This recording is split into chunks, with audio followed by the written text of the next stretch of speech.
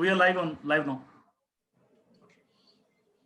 So you begin and invite me and Chaitanya. Yes, sir. That will do. Sir, first of all, thanks a lot for all the attendees who have joined it, and especially thanks to we accepted our invitation to be there to act as a speaker. And personally, I've already on my request, Rahul ji has already agreed to act as a moderator. So can I request Rahul ji to start the proceedings? Thank you, Nitin, and welcome the participants, and special welcome to our key speaker today, Advocate Chaitanya KK. And I can tell all the participants that this discussion in next few minutes you will find is one of the most meaningful discussion on this topic of digital economy. And Chaitanya is one who I have seen in any of these programs and events comes with not only his experience and knowledge, but extra preparation, keeping in mind who the audience is and what the drivers and what's the valuable aspect of the program is. And today, as we discuss the aspects, particularly of digital economy and of the latest developments in digital economy pertaining to equalization levy included therein, I would request Chaitanya to take over from here and do his articulation of point of view, and also the aspects which he thinks have both the policy implication, the legal implication, and also keeping in mind the changing times.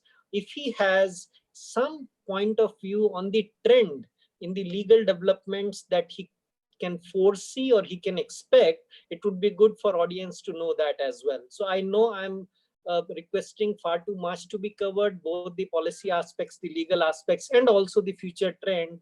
And none of us are astrologers, but Chaitanya sir, please bear it with me. It would be good to have your wisdom in respect of that as well. Thank you very much, and over to you, Chaitanya. Thank you, Rahul ji, and thank you, Nitin ji.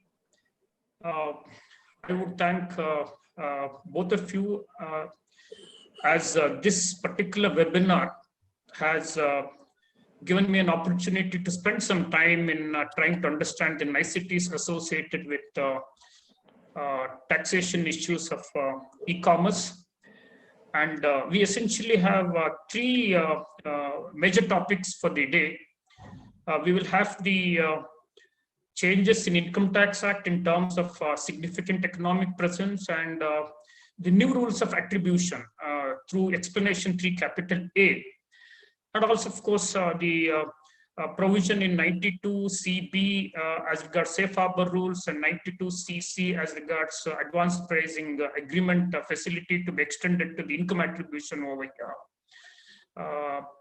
And we would also be then discussing equalization levy, the new dimension of equalization levy through Finance Act of 2020. And time permitting, we would also try to spend some time on 194O, which deals with withholding of tax in respect of payments made to e-commerce participant by the e-commerce operator. I'm quite glad that highly learned delegates are over here, and I have Mr. Rahul next to my side. I'm sure he would definitely supplement my views. And one caveat here is that quite a few of our thought process now could look little abrasive, little amateur, because we are yet to experience, the practical effect of these amendments, particularly the equalization levy. And as we practice it, we would get to know more and more of it. So at this point in time, it's just some sort of pricking our respective thought processes. And here is where, if we engage in very meaningful interaction, it would help us to properly apply the law, given the situation where we'll have to defend the case of a client. And these are some of the interesting aspects which have caused significant web concerns in the e-commerce situation. You would know that the digital presence is virtually replacing the physical presence. And you would know that the typical debt concept is being overcome by your agents in the source jurisdiction, who would play the principal role in concluding the contract, short of concluding the contract. They just do everything, but do not in fact conclude the contract. Then you will have a situation of a core economic activity being camouflaged as a preparatory or auxiliary activity. Like in the case of an e-commerce dealer for whom the storage and the data collection could be quite a significant activity. But thanks to outdated shelters we have in our respective double taxation avoidance agreements, there's a tendency for people to be possibly overcoming it. And you would have, interestingly, fragmentation of your core economic activities, either within yourself or across the related concerns. So left to individual, fixed place, it would look as though it is preparatory or auxiliary, but when multiple activities of you and your related parties are collapsed together, it would no more be the preparatory or auxiliary, and together you would be carrying out a very core economic activity.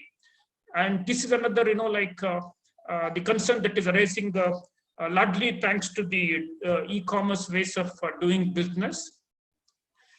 And this is, in fact, causing some sort of cross-jurisdictional scale without the local mass. So you wouldn't have the physical presence. You will have operations in multiple jurisdictions, but you would decide by relocating your intangibles, relocating your resources, which jurisdiction you would choose to pay the tax. And you would have any e-commerce nowadays is associated with significant intangible, the kind of software platform, intellectual properties, and the data that you would collect, your data process, your data, value addition in terms of your process of data, your storage of data. You are trying to exploit the data by yourself or by letting somebody else exploit the data, either by sale of data or forwarding data for a fee or whatever. These are, again, causing significant web concerns, and the jurisdictions are clueless as to how to identify where does the income accrue, applying the traditional methods. And what are the consequences we have here? All these developments have virtually rendered redundant your physical PE concept. It would result in abuse of the double taxation avoidance provisions, and it would definitely result in erosion of tax base from the source country. And you have seen, it would also result in stashing wealth in low tax jurisdictions. And end of the day, it would also keep the ownership and the control of your funds quite opaque. Through a web of structures and companies and the technology and communication tools which were adopted here would mean the jurisdiction would find it extremely difficult to locate where the ownership of funds is, where the control of funds is. This is the introduction to what has triggered several measures of taxation of digital economy. Essentially, we have three things here. One is the action plan 1 and the further developments. We don't spend much time on this. We will rather spend more time on the Indian initiative. And thirdly, of course, the digital service tax and the Google tax, which some of the European Union countries have started levying. Now, just a very little discussion on what is Action Plan 1, and it's a huge document, and I would refer only to some part of this insofar it's relevant for our understanding of significant economic presence and the equalization levy. You would have the Action Plan 1, which essentially wanted to deal with the issues relating to the digital economy. It deals with the tax challenges both from the direct tax front as well as on the VAT front. And to carry out this work, it set up one task force on the digital economy called TFDE, which in fact gave a report before Action Plan 1 got finalized, and subsequent mandate for TFDE is to give the final report by December 2020. An interim report is already out in January 2018. We will touch upon it a little later. And interestingly, if you look at the Action Plan 1 conclusion, what action plan 1 suggests that the various other actions which are to be implemented would address a significant part of challenges that would arise as a result of the digital commerce. In fact, it makes reference to your action plan 2, which will deal with hybrid arrangement, action plan 3, which will deal with CFC, which will ensure that the stateless income is sought to be taxed in the residence jurisdiction. And action plan 4 deals with thin capitalization, which will supplement action plan 2 dealing with hybrid instruments, and particularly action plan 6 will deal with the abuse of treaty provisions by introduction of the principal purpose test, this simplified limitation of benefit, and the third country P, like for eventual avoidance or minimization of tax. Action plan 7 is very critical. It addresses several instances of like P threshold abuse in terms of having a commissioner or having an agent who would carry out the principal function leading to the conclusion of contract without, in fact, actually concluding contract. And we'll have action plan 7 also dealing with the fragmentation through MLI 13 and MLI 14, of course. And you will have action plans 8, 9, and 10 dealing with the transfer pricing issues associated with intangibles. Intangible is one of the important aspects of digital commerce. And to some extent, these would deal with that. And you will have action plan 13, of course, country by country reporting, which would ensure that the seamless information about the pricing strategies, the business strategies are made known to, various jurisdictions, so that you don't take an advantage of gap in the information between the jurisdictions. And on the basis of the various actions, in the conclusion in action plan 1, it would not at this point in time consider any of the 3 final recommendations of TFDE.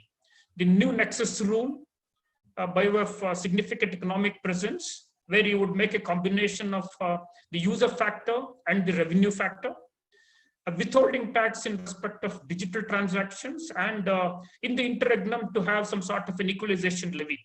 These were the broad recommendations of TFD, which were placed before OECD when it finalized action plan 1, which the OECD felt it's not ripe at this point in time to be making any sort of recommendation, because it would rather want to avoid the final work to be done by TFD, which is expected to be released by 2020 December. And also in the meanwhile, several other actions which are very briefly discussed now would address the BEPS concerns arising from digital commerce as well to a significant extent. But it added one interesting observation, saying that, of course, the countries are free to introduce any of these 3 options in their domestic law. You could have additional safeguards against the BEPS, provided, of course, this is extremely critical. Look at this. Provided you respect the existing treaty obligations or the obligations you have in your bilateral tax treaties. And also, it has also asked the jurisdictions to ensure, as they would implement any of these options in the domestic laws, to ensure the consistency of the existing international legal commitments. So these 2 aspects will have to be kept in mind when we later examine a significant economic presence or equalization levy, and their choice of equalization levy to be treated separately through the Finance Act and not as part of Income Tax Act, essentially to deny possibly the treaty shelter which one would have claimed had it been placed in the Income Tax Act. And look at what we have sought to do, and look at eventually the caution which the action plan 1 has added, saying that as you would do it as an interim measure, you will have to respect the treaty obligations, which unfortunately in our context, we don't seem to have taken care of. Now, the interim report of TFD, which was out in January 2018, looked at some of the concerns and also noted that there are some uncoordinated and unilateral actions which have been taken by several jurisdictions. of course, on the basis of what OECD in Action Plan 1 said, as I've said earlier, in the interim, you could have one of these measures, of course, keeping in mind the treaty obligations. And the task force identified 4 settings. Some jurisdictions unilaterally have adopted alternative applications of the PE threshold. Some have introduced withholding taxes, some have brought in turnover taxes, and some have brought in special regimes targeting large multinational enterprises. So TFD identifies, in fact, which jurisdictions have gone in for these ad hoc unilateral measures. When it comes to alternative P threshold, it identifies Israel and India having brought in significant economic presence test, and it says Saudi Arabia is having the virtual service P, and would have withholding taxes by some jurisdictions like technical service fee, online advertising, etc.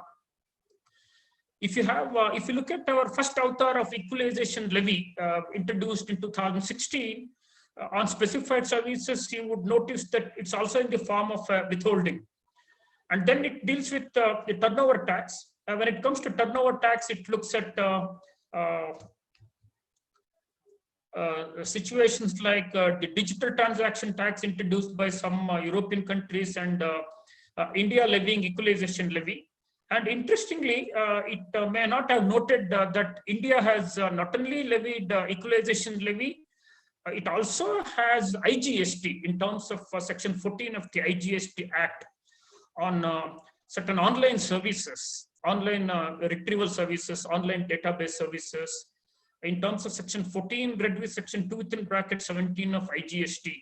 There's already a turnover tax. In addition to that, we have the equalization levy, and we have a very interesting aspect for us to discuss a little later as to how does India justify levy of equalization levy, not as part of Income Tax Act, but as part of some other statute, maybe as under Finance Act. Seeking to call it as what? Is it a tax on service? If it is a tax on service, there's already IGST. No, so there's already IGST, and you have Article 246A, which provides for this. And in the light of IGST already being there, on what grounds do you justify that it's not income tax? And is it again another levy on the same service? And we have very interesting aspect legislation, and how is the government of India going to justify this is an interesting thing which we'll have to see once this is put to the test of the courts. Then you have special regimes in respect of large MNEs, where US has like base erosion and avoidance of tax measures, and you have the diverted profit tax which you have in UK and Australia. These are identified by TFD in its interim report. Now, if you look at the Indian initiative started way back in 2001. You have the high-powered committee report, which is under the chairmanship of Sri Kanwaljit Singh. And high-powered committee report, interestingly, made some very drastic observations. It suggested to dispense with the very concept of PE and to bring out some sort of an alternative PE thing. Of course, this high-powered committee report is not accepted by Government of India, nor is it implemented. And this HPC also suggested some sort of base erosion approach found in the book by Professor Richard Dornberg, who said that, who suggested and advocated taxation of any payment to a foreign enterprise if it is deductible in the hands of taxpayer in the source country. In a B2B payment, cross-border B2B payment will have to be essentially taxed, because anyway it would be allowed as a deduction in the source country. Is recommendation, of course, made by HPC.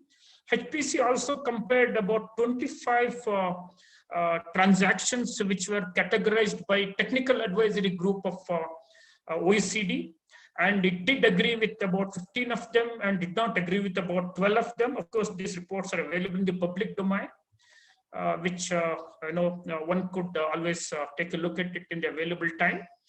And you have another initiative by the board. It set up a committee on taxation of e-commerce in 2015. Mr. Akhilesh Ranjan chaired this, and this committee went about making some key recommendations. It, of course, highlighted the redundancy of the physical presence, and it highlighted about the need for proper characterization of payment for digital goods and services, and the significant tax challenges which are faced in the source jurisdiction, and the unfair advantage with the cross-border players would have over the domestic players. And it eventually also suggested the necessity to have a withholding tax on digital transactions and equalization levy, inter alia various other recommendations. Now, I think Government of India is quite gung-ho about implementing most of these. It went about introduction of TDS under 194O in respect of payments to e-commerce participants, and it introduced explanation 2A in 2018, and it redid it in 2020, and it surreptitiously made some material changes without discussing it in the memorandum, and it brought an equalization levy on e-commerce supply and service without a word of it in its memorandum and in the bill.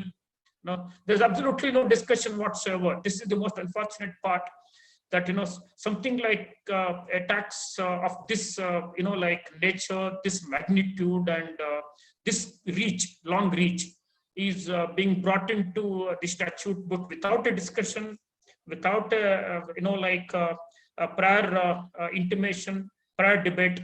So this is the most unfortunate part of it.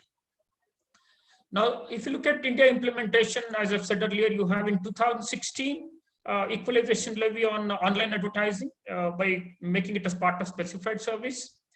And in 2018, they brought in explanation 2A, which in fact did not come to life for the reason that they did not do the necessary prescription. They were supposed to prescribe the revenue factor as well as the user factor, number of user factor, which it did not choose to do. It, of course, sought the recommendation of the put into the public debate about the possible thresholds. And of course, it didn't act upon it. And in 2020 is where significant changes are brought in terms of substitution of explanation 2A effective assessment at 22-23. And you will have amendment explanation 1 within bracket small a and introduction of explanation 3A. This is like going berserk about seeking to tax whatever you can reach. And of course, the extension of equalization levy to e-commerce supply or services.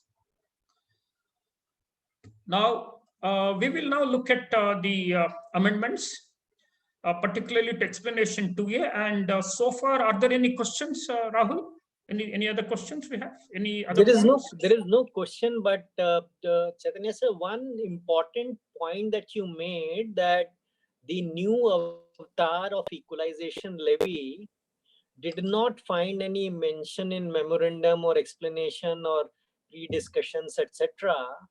And therefore, in the absence of that, could the explanation, etc., given in the memorandum for the earlier levy imposed form the basis to find the intent, or to what extent would that be permissible as an aid to interpretation?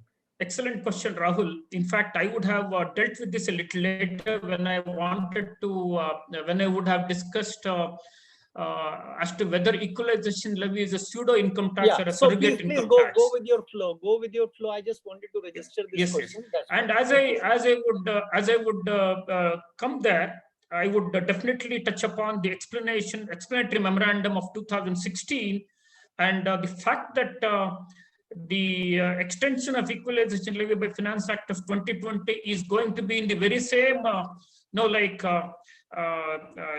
Chapter 8 of Finance Act of 2016. Definitely, the explanatory memorandum in the context of 2016 would go a very, very long way in trying to understand the nature of the new extension of equalization levy. So now we'll start with the first topic of the day, the significant economic presence. You would know that Section 9(1) Clause 1 deals with income from business connection, which is deemed to accrue or arise in India. And you will have various explanations thereunder, which will possibly help you mitigate the hardship of excessive attribution, and would restrict the attribution to some operations. which of course we will try to discuss as we go a little down. And you have in Finance Act of 2018, explanation 2A was inserted effective 1/4/2019, where it stated that the significant economic presence shall constitute business connection. And for this purpose, it sought to define what is SEP, in short, significant economic presence. And it also provided that it has to be based on the revenue threshold and the number of user threshold to be prescribed by the board. And as I've said earlier, the discussion is still going on in the TFDE project. Of course, India is a party to it. And numbers are yet to be notified by the board. And therefore, in the memorandum of 2020, the board says, we are omitting the current explanation 2A effective 21-22 and would have it reintroduced effective 22-23, by which time the final recommendations of TFD would have been out. You could notice here that 1 year gap of assessment at 21-22, during which you don't have explanation 2A. Of course, it wouldn't really matter as long as they don't prescribe the revenue factor and the number of user factor, because we knew that since 2018, 1920 and 2021, for these 2 years, explanation 2A just remained in the statute book without actually being effective. And look at this. The existing explanation is sought to be reintroduced.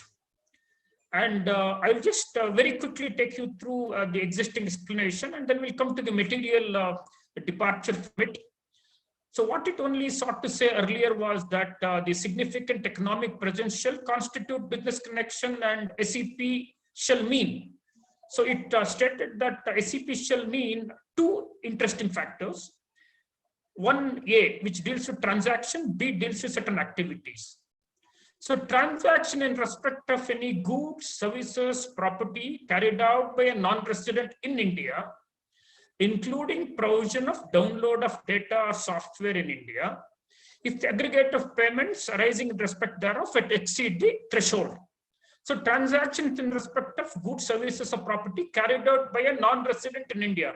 Please note the colored portion, carried out by a non-resident in India, including provision for download of data or software in India, in which case there was no requirement of carrying out anything in India. Mere download in India would have triggered it.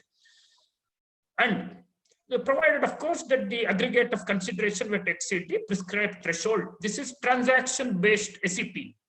Then you have the activity-based SEP, that is systematic and continuous soliciting of business activities.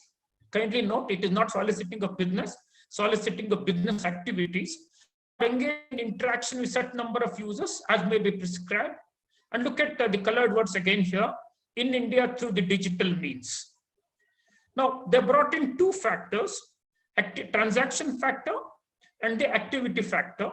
And of course, they also added a proviso to say that it doesn't really matter where the agreement is entered into. It doesn't really matter whether the non-resident has a residence in India or a place of business in India.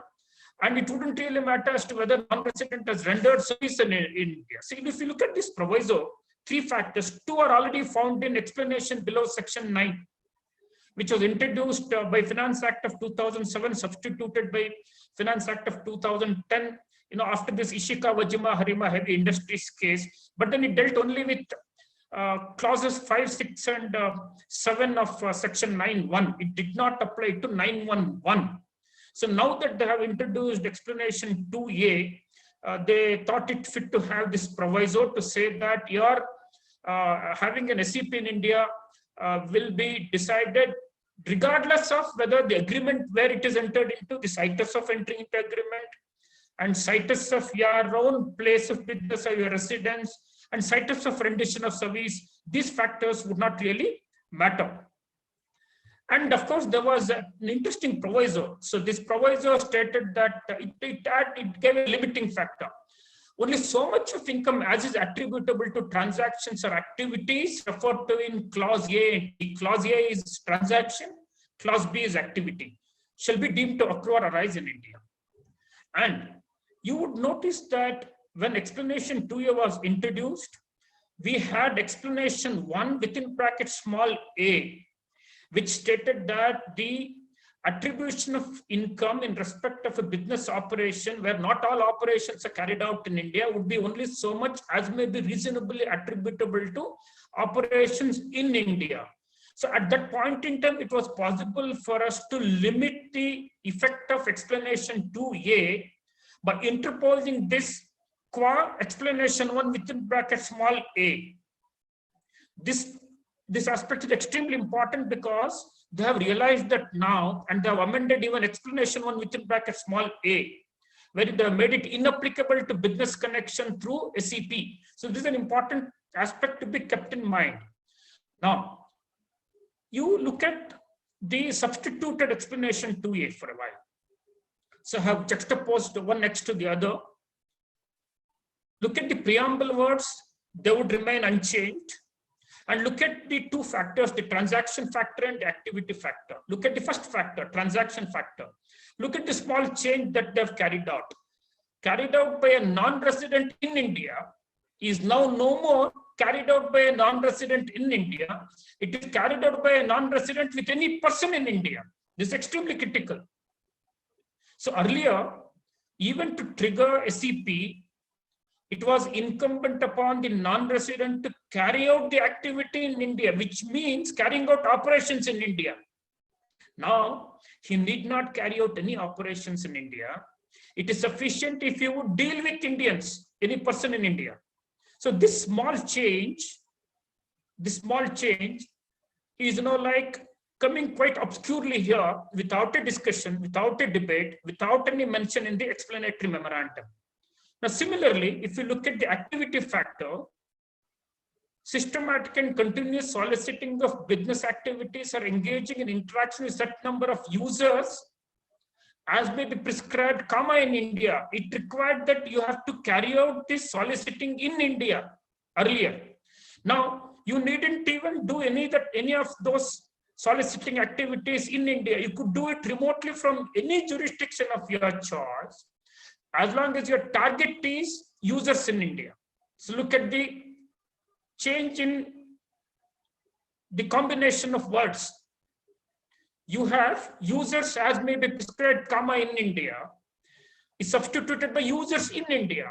So from whichever part of the globe, as long as you would deal with Indians, you engage with Indians, you engage with, like people in India, it's good enough for you to trigger significant economic presence. Of course, it has to cross the number of user threshold.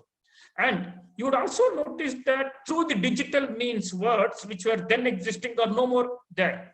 So that means earlier it was necessary for you to do the solicitation of B2B, or your engaging in interaction will have to be through the digital means.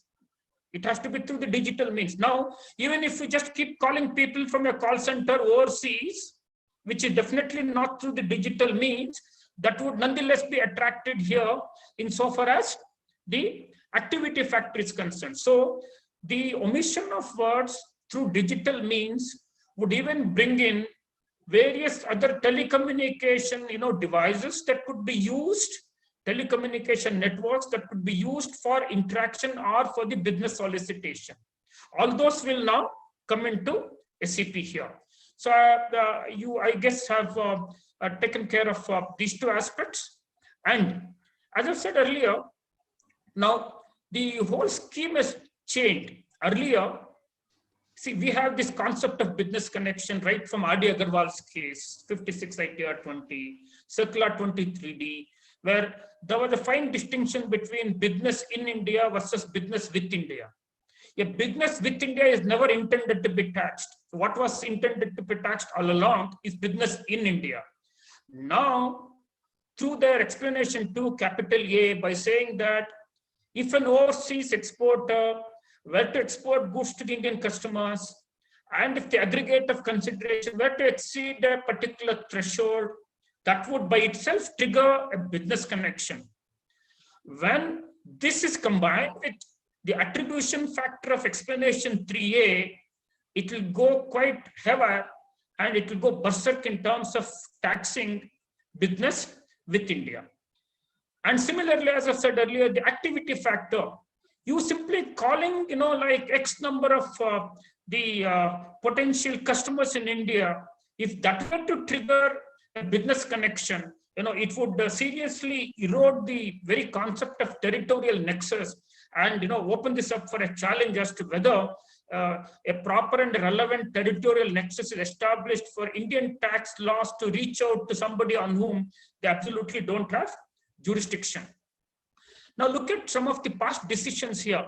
You have Hyundai's case in 291 ITR 482. You have Ishika case in 288 ITR 408. You have a whole lot of EPC contracts. You have turnkey contracts. Wherein the overseas vendors would be involved. There could be several joint ventures. The aggregate value could exceed in no time. Take, for example, a massive metro project where you will buy the cars, metro cars. Each car could cost, a few hundred crores. And together in no time, it will exceed the threshold. And any such import, no matter how the contract concluded, no matter where the transfer of property in goods or the title is moved, and no matter, whether any operations are carried out in the source jurisdiction, you would have significant economic presence triggering and an attribution occurring thereafter. Look at the reach of this explanation 2A and coupled with explanation 3A, which we're going to discuss a little later. This could have significant effect on the, taxpayers. Now, the interesting part is, can you avoid, for example, this explanation 2A? What it says is the moment you carry out a transaction with a person in India, you will have an SEP if the revenue threshold is crossed. Now, is it possible? Just about a couple of, thought processes. Of course, Rahul can always add later on, considering his vast experience in dealing with such contracts and such taxpayers. And could you avoid this explanation 2A by avoiding contract with the Indian customers? Rather, you will have contract with the multinational parent overseas, and in turn, there will be cross charges, and whether, to some extent at least, could you avoid triggering of explanation 2A is one aspect. And can you overcome explanation 2A by carrying out another non-resident who has a permanent establishment in India? See, there is an advantage in having a permanent establishment, because once you have a permanent establishment, you're not governed by the domestic tax laws. You will have your own threshold, and if you breach, you will have a PE. And even when it comes to attribution, you will have safeguards of Article 7.1 and 7.2 and 7.3, and you will have the non-discrimination. Sometimes it may work out to your advantage by interposing another non-resident, permanent establishment here for you to be dealing with him rather than dealing with person in India. Now, an interesting question that will arise for consideration: when you deal with a non-resident in India, are you dealing with a person in India? So whether a person in India will have to be understood as a person who is a resident in India. If you don't understand this, then you are importing activities to be carried out in India. So this is an interesting part which given the time you could mull over. And how this explanation 2A will affect us. You could immediately ask me, how does it matter? We have the treaties. Now look at how are we interposition with the treaties. We have 195 plus jurisdictions, out of which we have entered into treaty with only 94 jurisdictions. Out of 94 jurisdictions, about 60 jurisdictions have become covered tax agreements. They are covered by MLI. And you know that 1st of April of 2020, about 23 of CTAs have come into effect for comprehensive purposes, and about 7 have come into effect only for the purposes of withholding. Now, explanation 2A, which talks about a new dimension of business connection, ordinarily would not apply to you when you have a double taxation avoidance agreement, because you will have a PE juxtaposed to your business connection. Obviously, you would choose to see as to whether you would want to be covered by DTA, and if you wouldn't cross the threshold of PE, you would rather stay with the PE and say that your business income needn't have to be taxed in India. However, in respect of these 60 CTAs, as I've said earlier, 23 have already come into effect, and you will have a few more coming into effect as and when they file their instrument of ratification. And all these 60 CTAs will have the minimum standard of Action Plan 6 in terms of MLI Article 6 and MLI Article 7. You have the preamble text, which is added to your respective the CTAs in terms of MLI 6, and you have MLI 7, more particularly MLI 7 sub-article 1, dealing with the principal purpose test. And if for whatever reason, in respect of these 60 CTAs, if they invoke the MLI 7.1 and say that one of the principal purposes is to obtain the tax benefit, then they may deny the tax benefit, and they may deny the treaty benefit. And once the treaty benefit is denied, explanation 2A will revive. So you can't just say that explanation 2A would come in much later. Because we have a treaty, we are always protected by the treaty. The answer will have to be in the negative. You have to make sure that your arrangement or your transaction is not hit by PPT failure. Alternatively, you have GAR provisions. You have section 90 within brackets 2A, where the GAR will have a treaty override, and GAR provisions would nonetheless apply even if the GAR provisions of chapter 10A are not beneficial to you. And you have section 95 read with 96, where your arrangement could be called as an impermissible avoidance arrangement. And then you'll have the tax consequences under section 98, which would entirely include denial of treaty benefit. What would happen if the treaty is denied? If the veil of treaty is lifted, you are stuck to the Income Tax Act, and they'll have to live with explanation 2A. So therefore, it is important that explanation 2A is there waiting for us to trouble us. Therefore, you cannot just say that merely because we have a treaty, we needn't worry much about explanation 2 capital A. Now, we will look at the proviso explanation. Now, having understood what is explanation 2 about and how without operations in India, it would nonetheless cause a business connection. And in a given case where the treaty benefit is denied, you are stuck to explanation 2A and you will have to suffer the consequences. Then what is the kind of attribution that could happen to explanation 2A? I have shown you the proviso below explanation 2A. What it said is the income that is to be attributed will have to be confined to activities and the transactions. Please note carefully, they are not confined it to operations in India. They are only confined it to activities and the transactions. The activities and the transactions would have operations cut across the jurisdictions.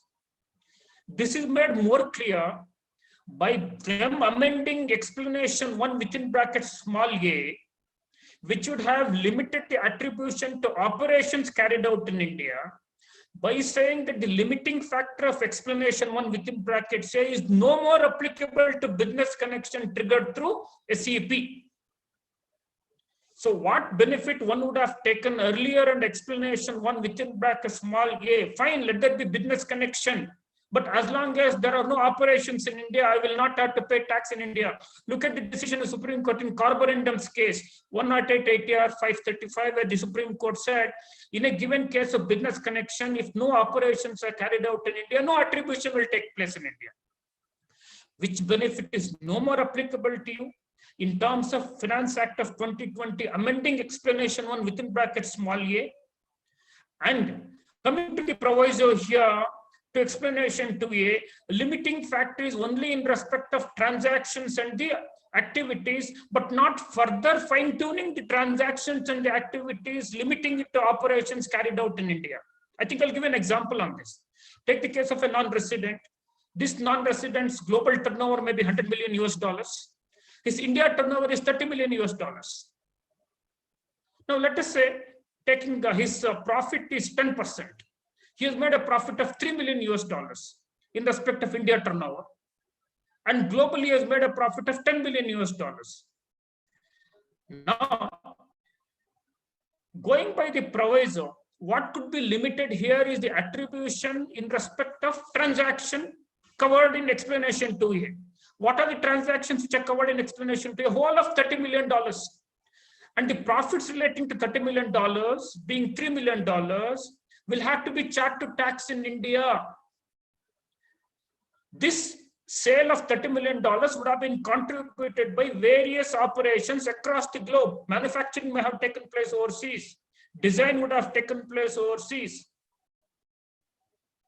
Conceptualization may have taken place overseas. Research may have taken place overseas.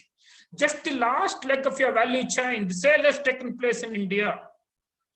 If I had the benefit of explanation 1 within brackets A, I wouldn't have offered the whole of $3 million to tax in India. I would have further cut this $3 million in respect of operations outside and operations within India, and would have attributed only a portion of $3 million. So now I guess you're able to appreciate the amendment to explanation 1 within brackets A and the limited use of the proviso below explanation 2A would trigger significant attribution of non-Indian income to tax in India. Is again a point to challenge. Is it that the Indian tax tentacles are, like overreaching the global taxpayers, even in respect of the activities and the operations that are not performed in India? Is a point for consideration here. Now, before we go to this, is of course there are a lot of aspects to discuss here in terms of the explanation 2A, but considering the limited time available, I will stop my discussion of explanation 2A at this point in time. And you have any questions at this point in time before I go to explanation 3A, or shall we reserve the questions after I complete explanation 3A? Sir, we have two questions. One thing, had it been that amendment would have not been done in 1A, so in that case we would have argued that business connection will constitute SCP only. That's the thing. So they would have done it, but what you are saying that is very much correct. They would have done the attribution part in this thing also. One thing more I want to say is something like this, though it is not related to your aspect what you're taking out. Sir, you have said downloading of data and software. Can I argue in royalty case, since downloading of data and software is already part of SCP, it can be argued that now software can't be royalty. Downloading of data or software. Yeah, definitely. In fact, as you may be aware, the royalty issue on computer software is pending before the Honorable Supreme Court. We are all a batch of counsels who are arguing this matter. And for some reason, the matter is getting urgent from time to time. It has been on the list for a little over 1.5 years. And, it is yet to see the light of the day. And as soon as the matter comes and matter is taken up, we are definitely arguing that the download of the software, which is a shrink-wrapped software, which is downloaded through the internet, is always considered as a part of your business profits by action plan 1 in terms of the characterization, and as explanation 2A is to further the cause of direct taxes challenges in respect of digital e-commerce. It is again the characterization will have to be necessarily the business profits, and it is not like royalty. Is a point which definitely we are taking up in the course of argument before the Honorable Supreme Court. Yes. Yes, Nitin. I got it, sir. Even one thing. I think you just went out for a while. Did you get the answer which I gave? Sir, I've listened to you. Sir, I've listened to you. What you said, sir. Right. Right, sir. And another question which you have said is the purpose of amending explanation 1 small a is that otherwise we would have argued that the SCP alone would constitute business connection and nothing else. Yes, I think the proper way for them is to change the preamble words of explanation 2A. Yes. It is not correct for them to amend explanation 1 within brackets A. They should have modified the preamble language of explanation 2A to say that, like what they have done in explanation 2. If you look at explanation 2, the debt business connection. So they could have used the same preamble language which is used in explanation 2 to explanation 2 capital A. That would have been, like far better. Otherwise, it is causing this kind of an overreach, which I have just now explained. But sir, what happens is, what you have said is that the attribution part is not there. As for if you discuss on the revenue part also, the revenue will say that since no preparation is going on, in that case, can whether they are supposed to add in expression to the attribution has to be profit has to be there. Looking into market part also, selling part also, because in expression 1A, what no, I am not saying. See, there are two things here. One is it right to call business with India as business connection? Point number one. Having called so, given that it is fait accompli, they've already done it. When it comes to attribution, is it right on their part to tax whole of $3 million relating to 30 million sales which has taken place within India, regardless of the fact that the manufacturing is taken place outside, research is taken place outside? So which will be, like taxing more than what India should be, is taking a bite of a cake bigger than what you can, like actually do. Yeah. Any more questions? No, sir. No, sir. No, sir. Does Rahul have any question? No, there are no even questions. Rahul ji from other side, Rahul ji, तो दूसरे जो थे वो उन्होंने भी join कर लिया sir, तो दो moderate. It's a brilliant exposition. I have no question. So, okay, fine. Shall we proceed to the next aspect of explanation 3 capital A? So we are adding, like salt to the wound here in terms of explanation 3 capital A. So it reads thus: for the removal of doubts, it is hereby declared that the income attributable to operations carried out in India, as referred to in explanation 1, shall include income from. See, you would notice that explanation 1 within brackets A says that where in respect of a business, not all operations are carried out in India, income that is deemed to accrue or arise in India shall be only so much as be reasonably attributable to operations in India. This is the language of explanation 1 within brackets A. Now, what explanation 3 capital A says is, the income attributable to operations carried out in India, as is referred to in explanation 1 within brackets A, shall include income from. It will include income from these 3 also.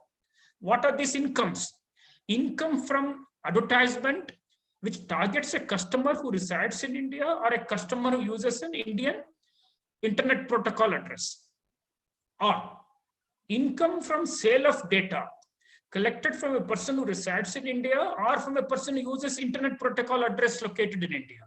Or thirdly, sale of goods or services using data collected from a person who resides in India or a person who uses internet protocol address located in India. 3 types of incomes are now to be considered as to be attributable in respect of operations carried out in India.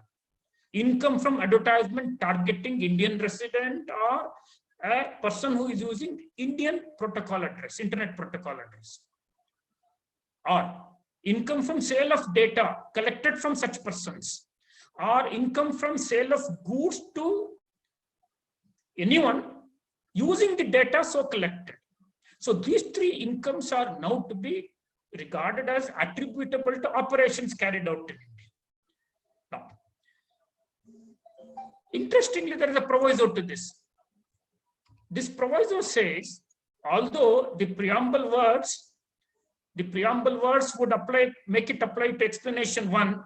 If you look at the proviso, it says the provisions contained in this explanation shall apply to the income attributable to transactions or activities referred to in explanation 2 capital A. So interestingly, now you would appreciate that explanation 3A would not only apply in respect of generic business connection dealt with by explanation 1 within brackets A.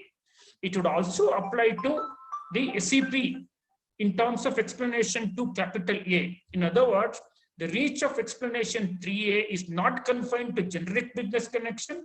It would also apply to the fictional business connection by way of SEP.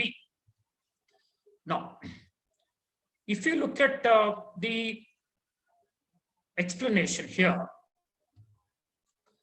as I said earlier, it proposes to bring in incomes to tax.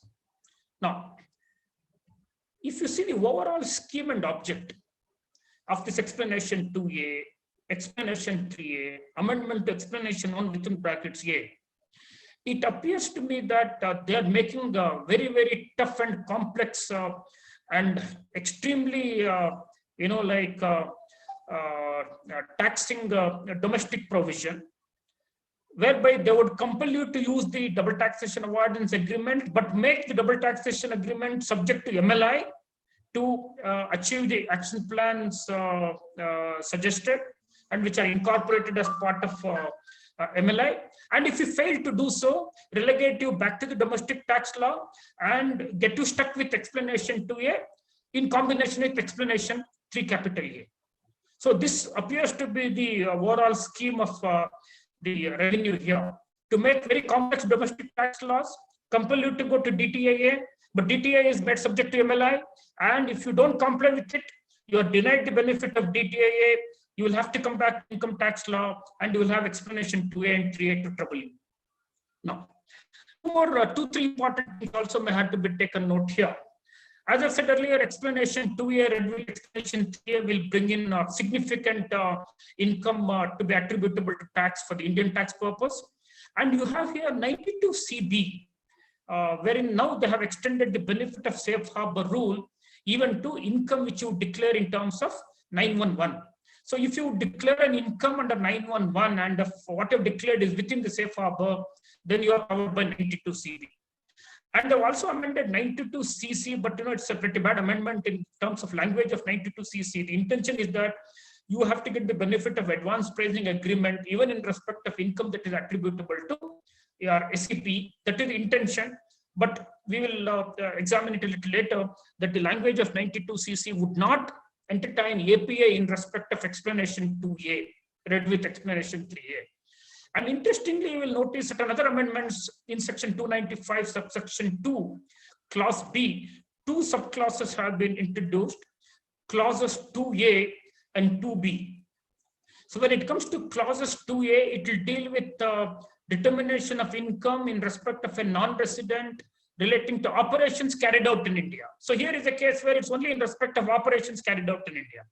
But alongside, they have also brought in subclause 2B, which deals with the case of activities and the transactions carried out by non-resident. The words in India are conspicuously absent there.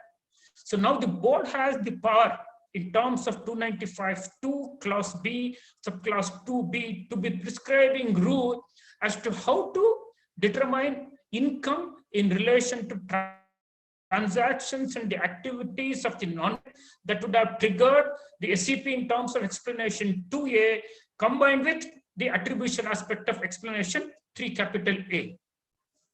Now coming to APA, which I was trying to explain earlier, if you look at the language of 92CC, subsection 1 clause B, which intends to make APA applicable to SEP, it reads slightly differently. Look at the language here. It says income referred to in 911 or specifying the manner in which the said income is to be determined as is reasonably attributable to operations carried out in India by or on behalf of that person being a non-resident. So look at the language of 92CC1B. It is confining the scope of APA insofar as it relates to income from business connection only in respect of operations carried out in India. Now, as I've explained earlier, explanation 2 capital A read with explanation 3 capital A would not require carrying out operations carried out in India.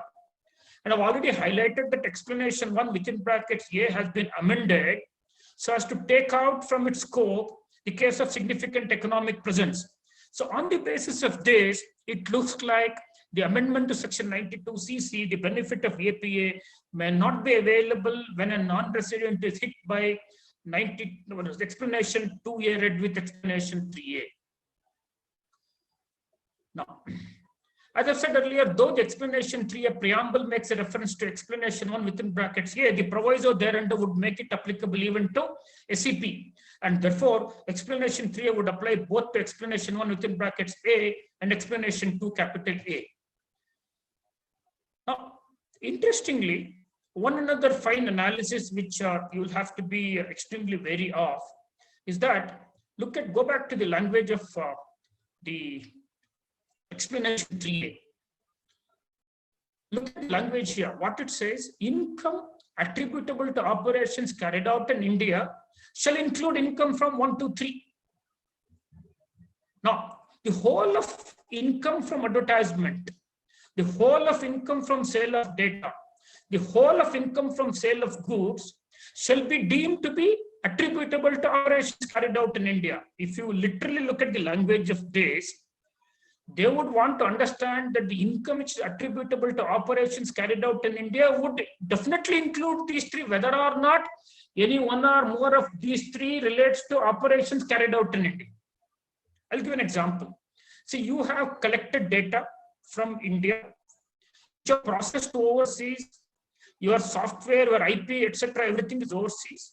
You would sell it for $10 million overseas. Now, going by this, whole of $10 million will now be deemed to be relating to operations carried out in India. The language ought to have been slightly different. Language ought to have been to include these three to the extent these three relate to operations carried out in India, rather than deeming income attributable to operations carried out in India would necessarily include 1, 2, 3. So this is highly a technical way of looking at it, but knowing the revenue, I don't have any doubts in my mind that the revenue may want to include the whole lot of income relating to 1, 2, 3 as deemed to have accrued and attributable to operations carried out in India. So this is, the overreaching aspect of explanation 3, capital A. Now, if you look at 3 clauses, so there are 3 clauses in explanation 3A. Clause 1 deals with what? It deals with income from advertisement, income from such advertisement, which targets a person who resides in India or a person who uses an Indian IPA. Now, second one deals with sale of data collected from such persons. Third one deals with sale of goods using the data so collected. Now, take one example of Microsoft USA, just a very hypothetical example. Microsoft USA wants to advertise its MS Office through Google and targeting their customers. Now, for this purpose, Microsoft pays fees to Google Ireland for this advertisement. What does this mean is Google Ireland derives income from advertisement targeting the Indian audience. So Google will now have to pay tax under this particular clause 1. Now let us say Microsoft has eventually sold goods to the Indian customers. When Microsoft has sold goods to Indian customers, question is, could it be regarded as income from sale of goods using the data so collected? Now, did the Google collect data and pass it on to Microsoft, or did the Google just advertise? Now, interestingly, when Google advertises MS Office of Microsoft, and the fee which Google collects would now be covered by explanation 3A clause 1. However, the income which Microsoft makes by selling MS Office to Indians wouldn't be by using data collected, like from Indians. It is rather a direct sale on the basis of advertisement. It may not be covered by explanation 3A, but it would nonetheless be covered by explanation 2A transaction factor, because the digital downloads, carrying out transaction in respect of goods, services, or property with person in India would trigger SEP. And once SEP triggers, the income attribution would take place. And explanation 3A is not exhaustive. It will only supplement and supplant the otherwise the attribution that would take place in the case of an SEP. It is not that when you have an SEP, your attribution would be confined to explanation 3 capital A. It will only complement and it will enhance. It will enhance, it will compound as it is an attribution that would have normally taken place in terms of explanation 2A read with proviso there and down. Now, take one more example. You have a non-resident A who will collect data from B. B is a person who resides in India or a person who uses Indian Internet Protocol address. And using and this data which A has collected, he will sell it to C. C will sell goods to B on this basis. Now, I'll repeat again. A will collect data from B and sell the data to C. Using the data so collected, C sells goods to B. Now, interestingly, how explanation 3A would get attracted here? One important thing which you will have to always keep in mind is explanation 3A to attract. First, there has to be a business connection, either the generic business connection or SEP. Now, let us assume for a while that there is a generic business connection or there is an SEP. Then only the question of attribution and explanation 3A would apply. Now, in our example, assuming that there is a business connection, how will A and C pay tax? Here, A sells data to B, or rather C, which is collected from B. So it will be income from sale of data collected. So A is covered by explanation 3A within brackets 2. He has generated income from sale of data collected from a person who resides in India or a person who uses an Indian protocol address. So because B is a person who resides in India, data is collected from B by A, and A sells it to C and A makes some money. The money which A makes, income in respect thereof, is covered by explanation 3A clause 2. Now, C is in possession of this data. Using this data, C will sell goods to B. The moment C sells goods to B, C is covered by explanation 3A clause 3, where you sell goods, make money. To whom? To whomsoever, but on what basis? By using the data collected from a person who resides in India or a person who uses Indian protocol address. Now, here is a case where C as such has not collected data. A may have collected data. C here uses the data to make sales, and therefore C is covered by explanation 3A clause 3. Now let us take one more interesting situation here. C has bought data from A and paid money to A. So A has paid tax under clause 2. Let us say C will not use the data to make sales. C will resell data to somebody else, say D, and D will resell it to E. So every such instance of resale of this data would continue to get covered by explanation 3A clause 2, because income from sale of data collected. It is not the first sale. Every repeated sale will also get covered under explanation 3 capital A. So this is another reach of explanation 3 capital A. Now, knowing that once an SEP triggers, you will be in serious trouble in terms of excessive attribution. Can you work around your arrangement in a manner where you would come out of explanation 2A and then explanation 3A? One possible option which is open to you is to have a dip here. Rather stay with explanation 2. If you have a business connection through DAPE and explanation 2, you are not governed by explanation 3 capital A. You are rather governed by explanation 3, where income attribution will be confined to operations carried out in India. So this is one escape route which you would have. Another aggressive view is, a little ago I mentioned, when you would have a potential SEP, you don't deal with persons in India. You rather deal with non-residents, Ps in India. It could be an aggressive view, but it's something which you will have to possibly, discuss. By dealing with a non-residents P in India, can you overcome the transaction factor of explanation 2A within brackets A is another aspect which may have to be seen.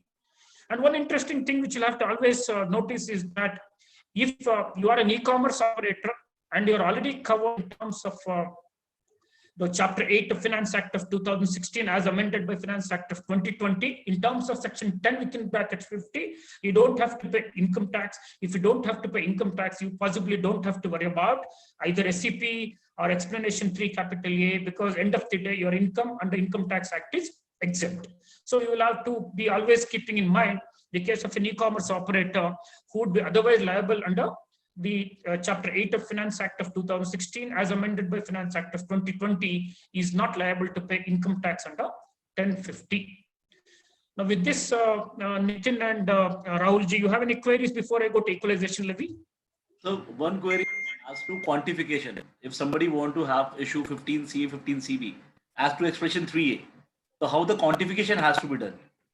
One query. See, it's little premature now because for two reasons.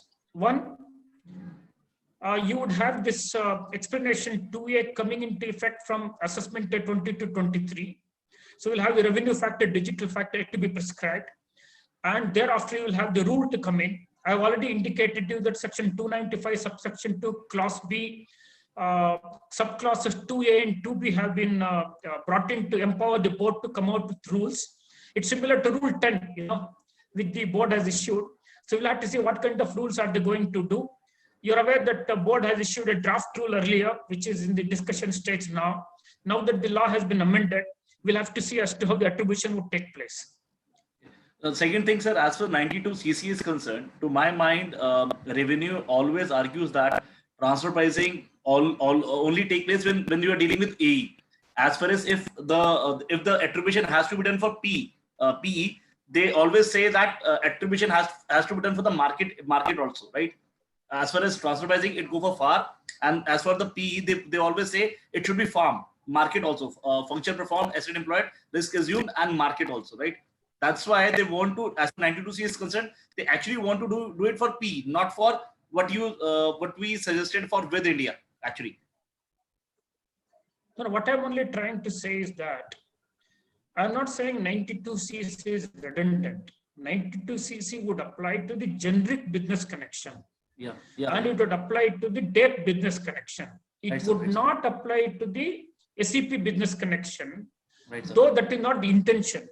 Because of the use of language operations carried out in India, which language is alien to explanation 2 capital A as is amended by Finance Act of 2020. So on this basis, I'm trying to highlight that the benefit of APA is not available to SEP as the law stands now. Is all, the limited mention which I've made. And you already clarified. Yes, you already clarified, Dave. I'm also of the view that the people have to structure like this, that since there are now three concept of P's. One is general PE, business connection, other is DAPE, the other one is SEP, which is going to be taken from the next year. So it is better to structure like this to make a DAPE in spite of having a PE over there in India, right? Only one small risk is you will avoid second proviso to explanation 3A. Yes, sir. Yes, sir. Yes, to say that the explanation 3A would apply even to explanation 2. Yes, sir. Yes, sir. Yes, sir. Yes, sir. Yes, sir.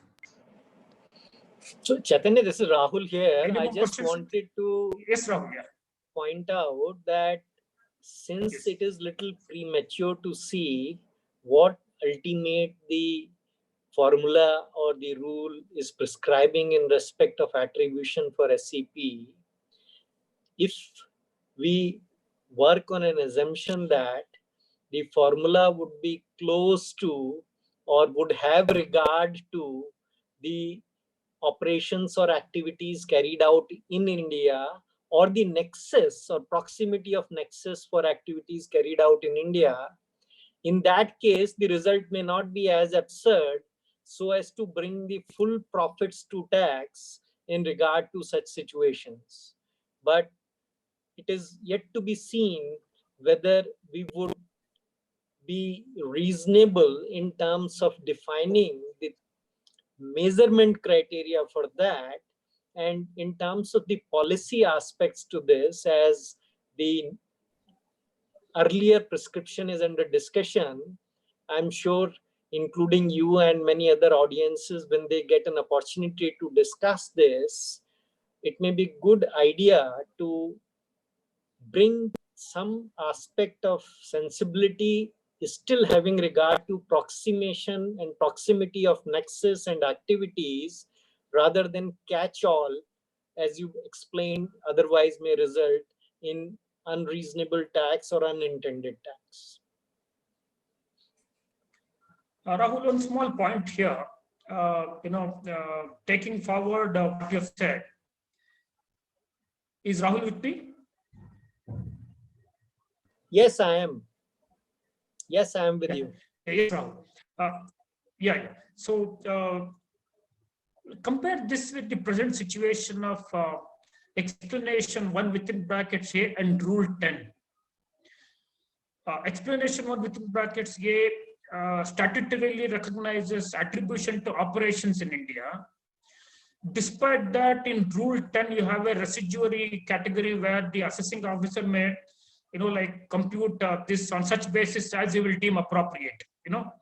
Despite the statutory recognition of limiting factor of operations carried out in India, the board has prescribed rule 10, which has a residual, step, which would permit the AO to adopt any such method as it thinks fit.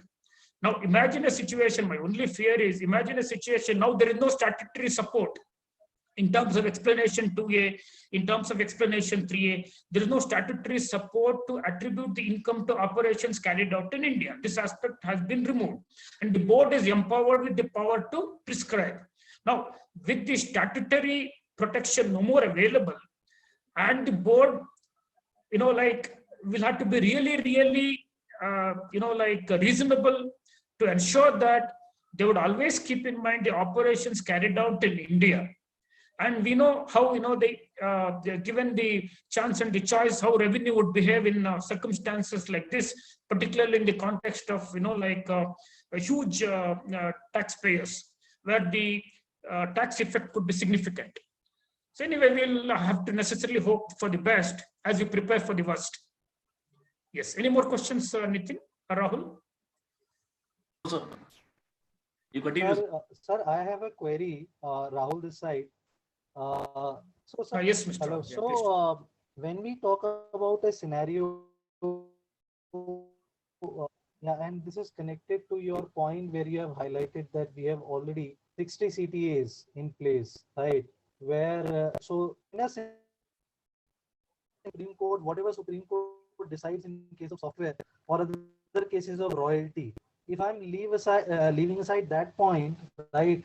If within that, if for example department disallow me the benefit of basically treaty because of any reason, because of beneficial ownership, because a lot of tax officers have of late started challenging the beneficial ownership criteria also under the treaty to deny the treaty benefit, right? And if that I'm in the domestic law, right? Now in the domestic law, there is a clear overlap which I can see between explanation 2A of section 911 and royalties which are covered under section 916. Now, if I'm talking about a case, and to your point, the attribution which is mentioned under section 2, explanation 2A talks about only transaction related revenue, right? And the tax will be levied on the entire transaction amount and not on the income. So if I talk about your example where 300 million or 30 million is my revenue from India. Yeah. No. Yeah. No, there is one clarification. I did not say that the entire transaction value would be charged to tax. I gave the example of, $100 million gross revenue, $30 million with Indian customers, of which 10% is the profit, and whole of $3 million is charged to tax. It's only the income that is charged to tax, right? Not the gross turnover. Yeah. Yes. Yeah. Yeah, please proceed with the question. My point is on the tax rate. So can I take a position between section 916 and section 911? Can I take a position that because there is a specific royalty, for royalty we have a specific subsection 916. So if I am covered under the domestic law and the SEP is triggered in my case, particularly explanation 2A, leaving aside whatever threshold they prescribe, then my taxation, my income will get taxed at 40% rate, right? Vis-a-vis, and if I compare that with the royalty, then there is a 10% tax rate. If I do not have much expenses with me to deduct to arrive at the income for 40% taxation, can I take a position that because there is a specific section for royalty, my taxation under the domestic law will cover only under 916 and not under SEP? So basically, your question is on characterization of a particular payment which could, subject to the outcome of the Supreme Court case, It could Yes. potentially come under 911 because of explanation 2A, and it could also potentially come under 916 explanation 2. Correct? Now, Right. according to Right. me, the proper approach will have to be to follow the principle of generalia specialibus non derogant. That is, the general provisions yield to special provisions. Now, what is a general provision? Yes. Normally, generic business connection is a general provision. And you have the royalty, which is a special provision. The normal circumstances, royalty and fees for technical services, though will have the trappings of business income, will still have to be treated under explanation 6 and 916 and 7 because of specific clauses. There's no doubt about it. But here is a case where SEP has come in. SEP is not a generic business connection. SEP is a fictional business connection. And I've explained it very clearly in explanation 2A that these are the transactions and these are the activities that would trigger a very, very special and a fictional business connection. So now, and this that they have done despite their knowledge of potential 916 to get attracted. Now, one way to look at this is there are two special provisions now, SEP and royalty in terms of 916 explanation 2. Right. Now, between these two special provisions, because there is a special factor, that is revenue factor, because they are dealt with in a particular manner in explanation 2A, the special business connection SEP, it's possible to contend that your case is more specially covered by SEP than by a little more general definition of explanation 2 below 916. And hence, it's more a case of coming under explanation 2A than explanation 2 below 916. Of course, this is only my view, and I would intend to take this view. I understand in your case, you will have, 40% tax and 10% tax could be a very peculiar situation of your case. But one important thing which you'll have to appreciate here is if you would come under explanation 2A, you are subjected to net basis of tax, where you could claim, a lot of expenses. But your ability to claim expenses in one case and your inability to claim expenses in another case would not by itself decide the characterization aspect. Characterization has to be decided on the basis of the first principles which I've explained, according to me. Okay. And Yes. just one more point, because in 916 you have a specific definition of royalty, right, which has some specific limbs of the basically nature of IPs which are covered in that. Can we take an argument within SEP and 916 that whatever is covered under the definition of royalty under 916, at least in those cases, we can take a very, you can say, aggressive view that if you compare general versus specific within SEP, then you can, at least on those cases which are specifically covered under 916 royalty, you can take the benefit of 916. In other cases, SEP, because SEP is very wide. Yeah, you could possibly try that, particularly in the context of digital download, which Right. is specifically mentioned in explanation 2A. For example, in the alternative, you may think of, like patent, transfer of all or any rights in respect of patent, information, model, design, etc., which are covered by earlier clauses of explanation 2. They are covered under explanation 2 below 916. They are as well covered under explanation 2A, clause A, transaction in respect of any property. Right. So therefore, explanation 2A might look a little more generic.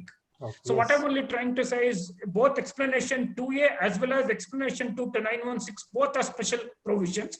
You will, in a given case, you'll have to determine which is more special in the given factual matrix and apply that which is more special than the other. Understood. Yes. Thanks. Yes. Any more questions? Sir, just a very very short question. Do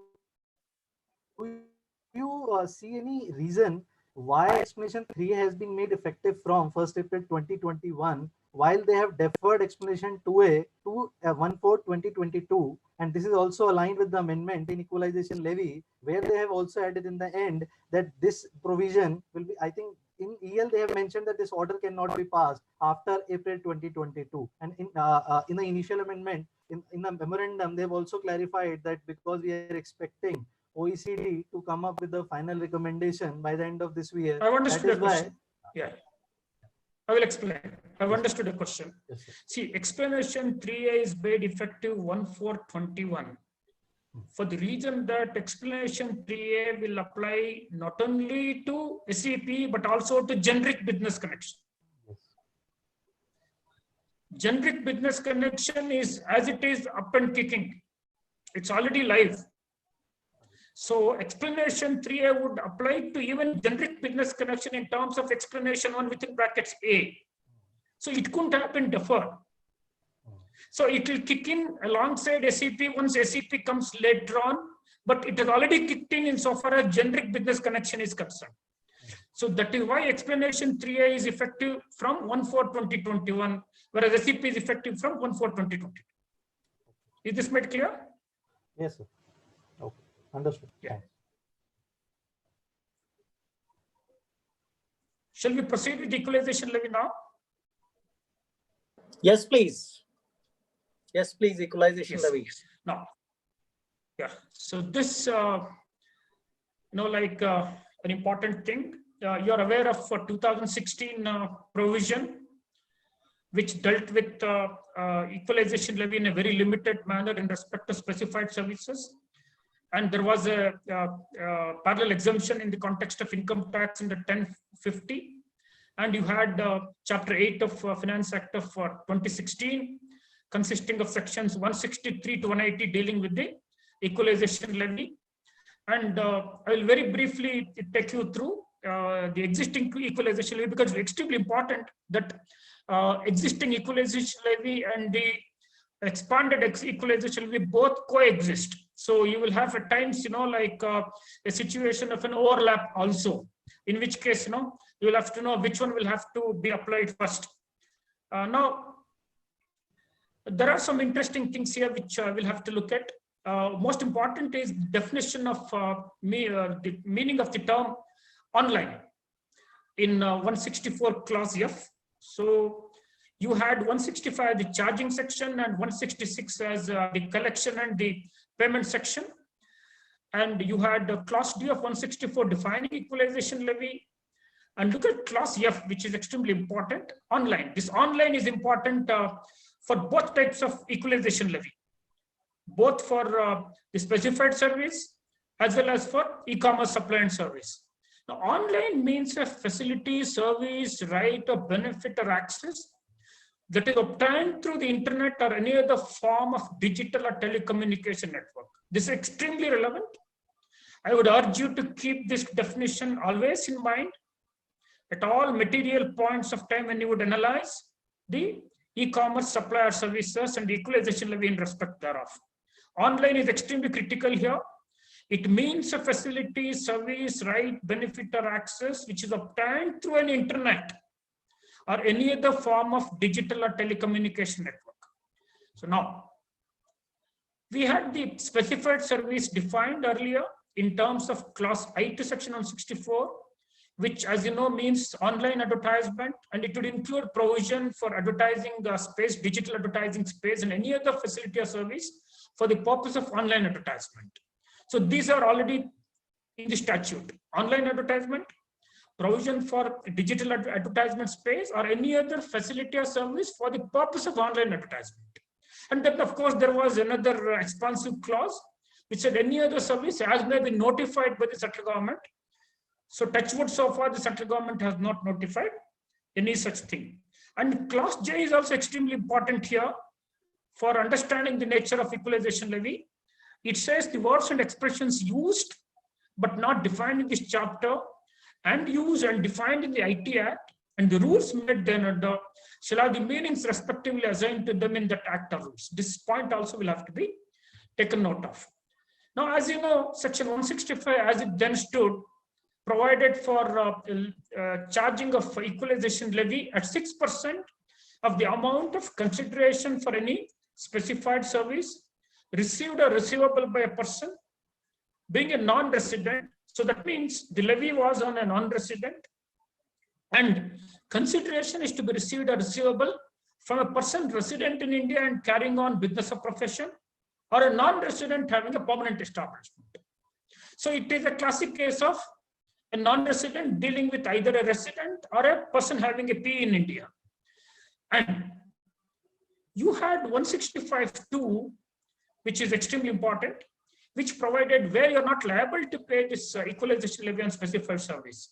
Where you are a provider of this specified service and you are a non-resident, you have already a P in India and this provision is effectively connected with the P in India, you don't have to pay equalization levy. Second exemption is a situation where the aggregate amount of consideration for the specified service, which is received or receivable from any particular customer of you, who could be a resident in India or a non-resident having a P in India, and it wouldn't exceed 1 lakh. That's the threshold exemption per customer. Like per customer exemption is 1 lakh. And thirdly, if you would receive this payment for specified service by the payer and the payer wouldn't use it for his business or profession. So it's extremely critical. If you would see here, basically the liability would arise only if you would have to receive it from a person resident in India and carrying on business or profession and would use it for the purpose of his business or profession when you read it in line with 165 subsection 2. Similarly, it is received or receivable from a non-resident having a P in India and he's using this specified service for the purpose of his business or profession. So only clear B2B, which is covered here. A B2C is never covered here. Even if you would provide the service to a person carrying on business, and if that person wouldn't use it for the purpose of his business or profession, you wouldn't be liable to pay equalization levy. It's a clear case of B2B situation that is under 165, and you'll have to read 165 along with 165(2), which would have exempted it. Now you go to 166, which provided for a collection and recovery. Here is it's like withholding tax. You will have to collect this, you will have to deduct this and remit it on or before the 7th of the following month. And if you don't remit, you will have to be paying interest, you will have to be paying the penalty. And under section 41, small 1b, 41 1b, you wouldn't have got the deduction in respect of whatever expenditure incurred, which is subject to equalization levy, if you had not deducted equalization levy in respect thereof. Now, these are the basic provisions. Essentially, as I said earlier, you have to keep in mind the meaning of online in terms of section 164 within brackets F, and you will have to keep in mind 165, which provided for a charge as well as exemption, and 166, collection and recovery. So rest of the provisions like 167, where you have to file the statement, 168, where the statement is processed, and you'll have 169, where there is a rectification of the process statement. You'll have 170, which makes you pay interest, 171 and 172 penalty, 173 where you do not have to pay penalty, 174 and 175 the appellate mechanisms. These provisions will continue to apply to both the existing equalization levy in respect of specified service as well as to its expanded avatar of levy of equalization levy in respect of e-commerce supplier service. Now, with this background, we'll now come to the new levy. This would come into effect from 1st day of April 2020. And this is essentially levy of equalization levy in respect of e-commerce supply or e-commerce service, or both. Now, for this purpose, 2 new sections will have to be kept in mind. The terms which are defined. And these terms have to be very, very carefully seen and understood, because you could significantly reduce the scope of levy if you apply these 2 definitions carefully. The levy is an e-commerce operator. Who is he? He has to be a non-resident. Like how earlier we had dealt with the case of 165, there also it's the case of levy on a non-resident. But here is a case where a non-resident owns, operates, or manages digital electronic facility or platform for online sale of goods or online provision of services, or both. So you are an e-commerce operator. If you are a non-resident and you would own, operate, or manage a digital or an electronic facilitator platform for online sale of goods or online provision of services support. Each one of these three requirements will have to be considered, and all three will have to coexist. You have to be a non-resident, number one. Two, there has to be an electronic facility or a platform of which you're either owning, operating, or managing. Three, it is not enough for you to be a non-resident owning an electronic platform. That electronic platform is meant for online sale of goods or online provision of services of both. If you just have an electronic platform which is not for online sale of goods or online provision of services or for both, then you are not an e-commerce operator. So you may have some sort of an e-commerce, you may have some sort of a digital platform for captive use. You are not an e-commerce operator. You have an electronic platform or a digital platform for providing certain services absolutely free. Then it can't be called as online sale or online provision of services because there's no consideration. Because online provision of service will have to be understood along with applying the principle of nocete rosas. Online sale also means nomen juris principle will have to be applied. It has to be for a consideration. I cannot sell goods to you without a consideration. It wouldn't be a sale then. It's rather a gift. Similarly, online provision of service will have to be understood in contradistinction and along with the online sale of goods, and it has to be understood as for a consideration. So these points will have to be very clearly understood and will have to be kept in mind. Three parameters will have to be always satisfied. Now, the levy is on the e-commerce operator in respect of e-commerce supply or services. Now, what does e-commerce supply or services mean?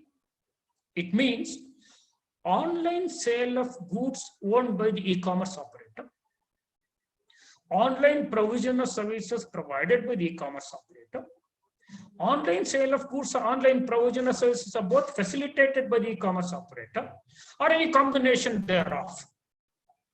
Now, as I've already stated, we understood who is an e-commerce operator.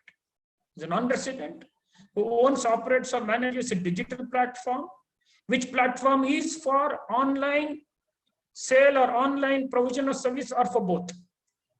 And at this point in time, you have to keep in mind the meaning of online under section 264 clause F, which definition continues to apply to the new avatar also. Online means the facility, service, benefit, right obtained network or any network of electronic or telecommunication. So it has to be online. Now, keeping these things in mind and putting them together, let's try to understand the meaning of e-commerce supplier service. E-commerce supplier service means one, online sale of goods owned by the e-commerce operator, not just the sale of goods by the e-commerce operator. He may be an e-commerce operator and may fit into the definition of CA, 164 CA. However, if he makes an offline sale of goods, he would not get covered here. Similarly, provision of services provided by the e-commerce operator, only online that is covered. There has to be online sale of goods. There has to be online provision of goods. In the first two cases, the sale of goods, the goods are owned by the e-commerce operator, and the provision of services, so the services are provided per se by the e-commerce operator. When it comes to the third one, online sale of goods or provision of services are both. Here is a case where the goods are not owned by the e-commerce operator, or the services are not provided by the e-commerce operator. They are provided online by somebody else. But this online provision of services by somebody else or online sale of goods somebody else is facilitated by the e-commerce operator. Here again, you'll have to keep in mind at all material points that all these three would apply only in respect of an online sale or online provision. That means the sale will have to be online, a provision of services will have to be online. Offline sale of goods would not come here, offline provision of services would not come here. Now, we will look into different situations a little later. At this point in time, we'll have to understand that only the online sale and the online provision would get attracted here. And two more points will have to be seen before we go into the charging section. What do you mean by online sale of goods by an e-commerce operator? online sale of goods owned by the e-commerce operator. See, online sale of goods should not be mistaken to the complete chain will have to be examined and understood online. No, that is not the way. Sale of goods will have to be understood in its nomen juris sense, means transfer of property in goods will make the sale fait accompli.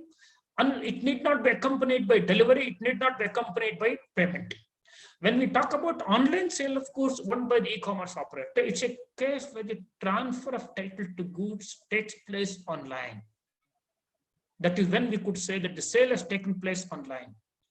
So it could be a case where the ownership changes hands online, you place an order, and then there is a list of terms and conditions in the digital platform.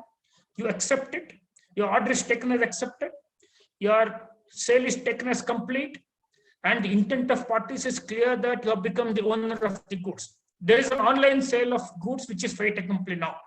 Delivery may take place offline. So mere fact that the delivery takes place offline, the payment takes place later on, online or offline, would not in any manner militate it from being it called as online sale of goods. And if you go to action plan 1, where they define what is e-commerce transaction, they have understood this in the context of online sale. That means transfer of title taking place online is sufficient enough to call it as online sale in the e-commerce platform. And it could be followed by offline supply of goods. But this concept may not be the same when it comes to online provision of services. When it comes to online provision of services, the way I understand here is that the provision of service is not the same as sale of goods. In the case of sale of goods, there is some property, there is a chattel, tangible or intangible, of which the ownership changes hands. In the case of rendition of services or provision of services, there is no question of ownership changing hands. It's a seamless process of providing me the agreed services. Here, online provision of services, the way I understand is that the complete rendition of services will have to take place online. Payment may take place later on. Placing of order may take place online or offline. But what is important here is contract may be concluded online or offline. But what is important here is that the provision of services will have to be always online. So this is the material difference in my mind between online sale of goods and online provision of services. And it need not, as I've said, of the goods owned by the e-commerce operator or of the services provided by the e-commerce operator. He could in fact facilitate online sale of goods or online provision of services by somebody else. Then the concerned case would fall within the meaning of e-commerce supply or services, as is defined in 164CB. Now let's look at the charging section. On and from 1st day of April 2020, there shall be charged an equalization levy at the rate of 2%. On specified services, it is 6%. Here it is 2%. On the amount of consideration received or receivable by an e-commerce operator from e-commerce supplier services made or provided or facilitated by it to a person resident in India. You see the material difference here. When it's the case of 165 dealing with specified services, it is to a person resident in India carrying on business or profession. Here it is a person resident in India, whether he is carrying on business or profession, B2B, B2C, everything like get covered here. To a non-resident in specified circumstances as referred to in subsection 3. So this is not there in 165. There you have the case of a non-resident having a P in India. Under 165, subsection 1, where specified services are provided to a person resident in India carrying on business or profession, or to a non-resident having a permanent establishment in India. That you would find conspicuously absent here. And you'll have the third situation. To a person who buys goods or services or both using the internet protocol address located in India. So here is a case where the levy is in respect of e-commerce supply or e-commerce service made or provided or facilitated. Made or provided would apply when e-commerce operator per se owns the goods or provides the services. When somebody else owns the goods and somebody else provides the services, the word facilitated will come in active here. Now, your customers will have to be the person resident in India, or a non-resident only in specified circumstances, or to a person who may be resident or non-resident, doesn't really matter, but he buys the goods from you or avails the services or both, and by using the internet protocol address located in India. Then if these three conditions are satisfied, there's a levy of 2% on the amount of consideration. It's the gross levy at 2%, no expenditure to be allowed as a deduction. Now, like how you have 165(2), which exempted equalization levy on specified circumstances, on specified services in 3 circumstances. Here also you have exemption, but the exemption here is a little different. First exemption is parametria with what you had under 165(2)(1). Here is a case where the e-commerce operator on whom the levy exists, if he has a permanent establishment in India and such e-commerce supplier service is effectively connected with such permanent establishment, very similar to the earlier equalization levy 165(2)(1). Second, when the equalization levy is leviable under section 165, interestingly, they would envisage a situation where there could be an overlap. It would fall within the meaning of a specified service and hence would come under 165. It would also be a case of e-commerce supply of services provided by the e-commerce operator, and it is online. So take the case of provision of digital space for online advertising. Take the case of online advertising itself. If the provision of digital space for online advertising is made by e-commerce operator through his e-commerce platform, and if it is online, it would come within the meaning of specified service, would get charged to tax under 165 subsection 1 as well as under 165A subsection 1. Then the question is, there it is 6%, here it is 2%. So they have been very, very clever here to say that if it is leviable under 165, it would be exempt here. Not other way around. It's not that if it is leviable here, it would be exempt under 165. So you are stuck when there is an overlap. You are stuck under 165 subsection 1 and you are liable to pay it at 6%. And then you can claim exemption under 165A subsection 2 clause 2. Third exemption here is in the case of sales turnover or gross receipts of the e-commerce operator from the e-commerce supplier services made, provided or facilitated as is referred to in subsection 1 is less than the threshold of 2 crores. So here, it is not that entire, take Amazon for example, based out in say US, hypothetically. It's not that you have to take whole of Amazon's turnover. You have to take only that part of Amazon's turnover as is covered by 165A subsection 1, which means the turnover that relates to a person resident in India or to a non-resident in specified circumstances, or to a person who buys goods or avails services using the internet protocol address. Only that aliquot portion will have to be taken, not whole of Amazon's turnover. Aliquot portion of Amazon's global turnover, to the extent it is referable to 165A subsection 1, will have to be seen to see whether it crosses the threshold of 2 crores. If it so crosses, you are liable. If it would not cross, you are not liable. This threshold exemption is different from what you have under 165(2) in the case of specified service for online advertising, where it is 1 lakh per customer.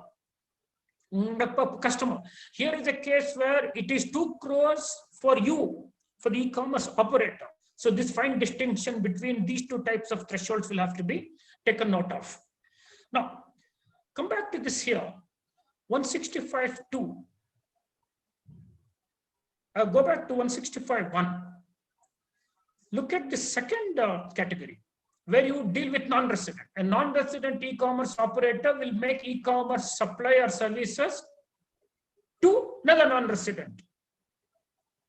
But then it wouldn't get covered in all cases. For example, if Amazon sells to, say, Unilever PLC, it wouldn't come here. If Amazon sells to the Toyota Japan, it wouldn't come here.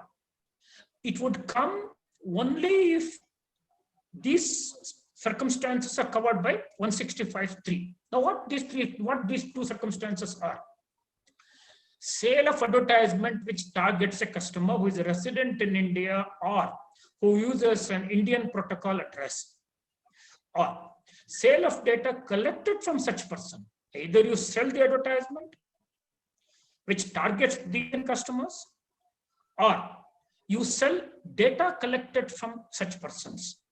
These two circumstances are enlisted.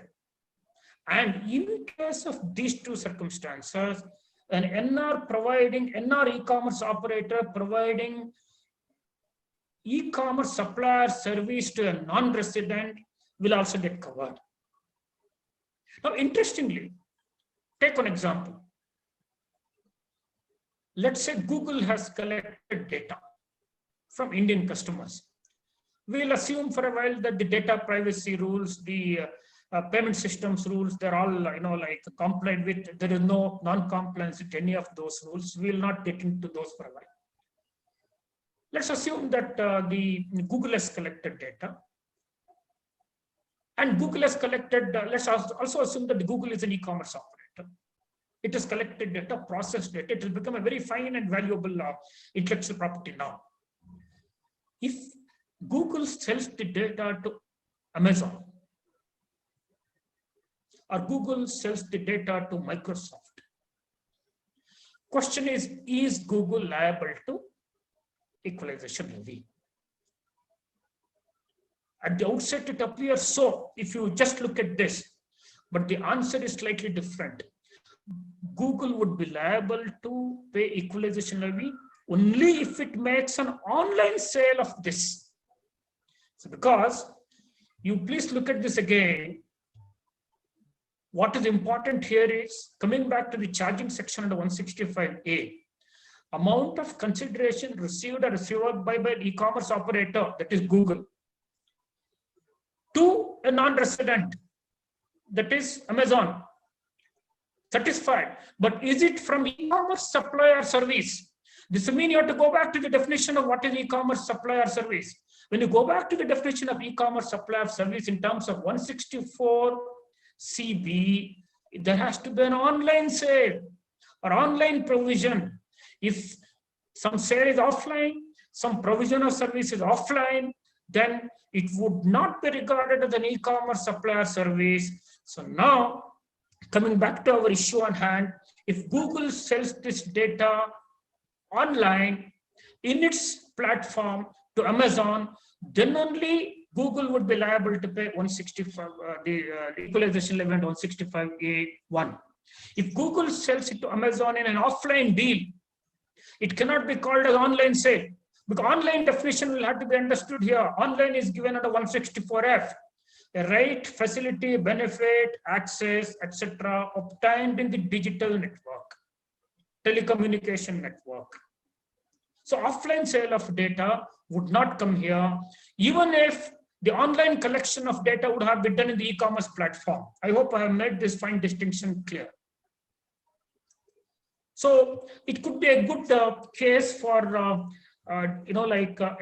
non-resident e-commerce operator when he would deal with another non-resident to get into situations like this, where he would sell the advertisement or he would sell the data offline, wherever it's possible, so that it would not be regarded as an e-commerce supplier service, and hence he is not liable to the equalization levy. Now with this, we'll go to 166A, which is parallel to 166. Unlike in the case of 166, there is an obligation on the payer to deduct equalization levy and then remit it. Here, there is no such obligation to deduct from the point of view of a payer, because obviously payer could be even end user, he could be an end consumer. You cannot impose the obligation of all this on him.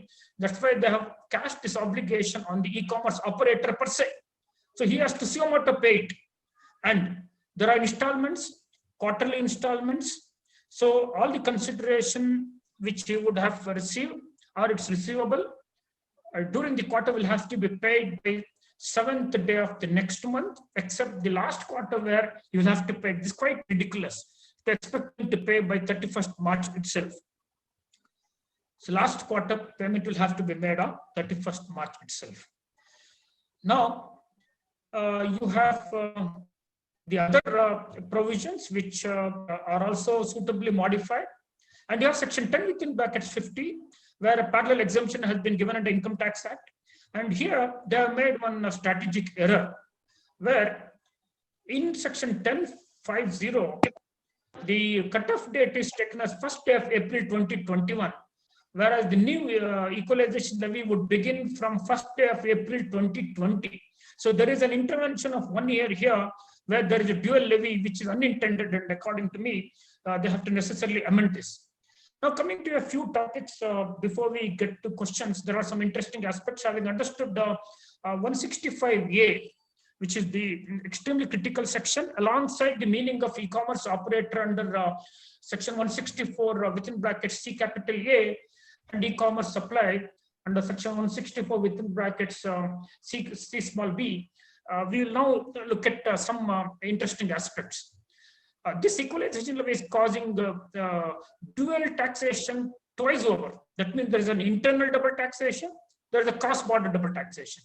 How there is an internal double taxation? As I said earlier, under section 14 of the IGST Act, read to section 217, you pay IGST on this. E-commerce operator or his representative will have to pay IGST on this. You have that, as well as you have the equalization levy here. So there's an internal double taxation.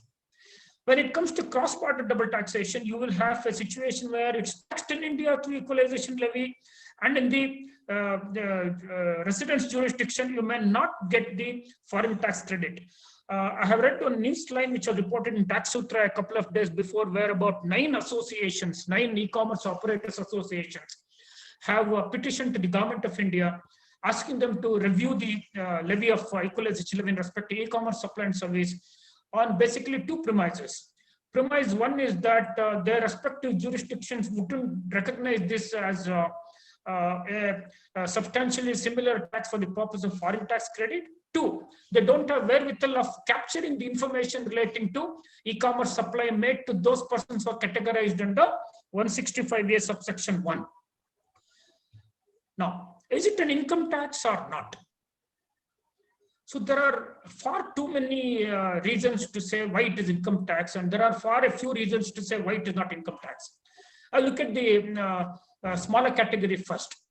The expert committee of the CBDT 2015, when they gave the report, they wanted it to be definitely not Income Tax Act. Obviously, their right fear is that if it is taken as part of Income Tax Act, then people will resort to the double taxation avoidance conventions, and you will have 94 plus treaties, where you would say that this levy is not fine, it is to be treated as business profits, no PE, no tax. So you would have easily overcome this equalization levy. This is the whole reason why they have specifically, firstly, put it in the Finance Act. Secondly, they have put it there for the reason that it wouldn't be called as income tax. But this is their intention. But let's look at as to, is it really so? The answer may not be so for several reasons. One is the very reason why it's put in the Finance Act is to show that it's only an interim measure.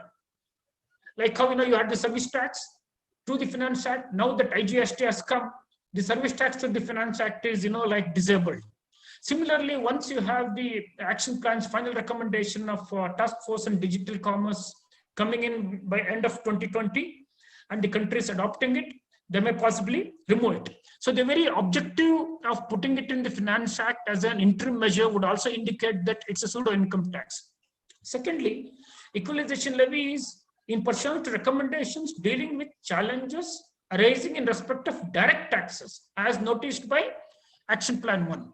So Action Plan 1 examined the whole scheme of digital commerce and brought out 2 challenges. Challenges relating to direct taxes, challenges relating to VAT.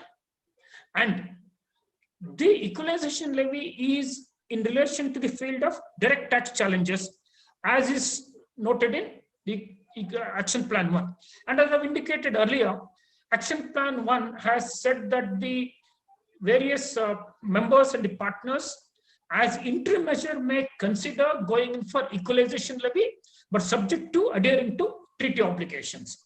So in their final recommendation, they said we don't recommend any method as such, any particular method as such, but we would rather allow the concerned jurisdictions to have the domestic laws amended to provide for any of these interim measures, but keep in mind the treaty obligations. Obviously, it means equalization levy will have to be in the form of income tax.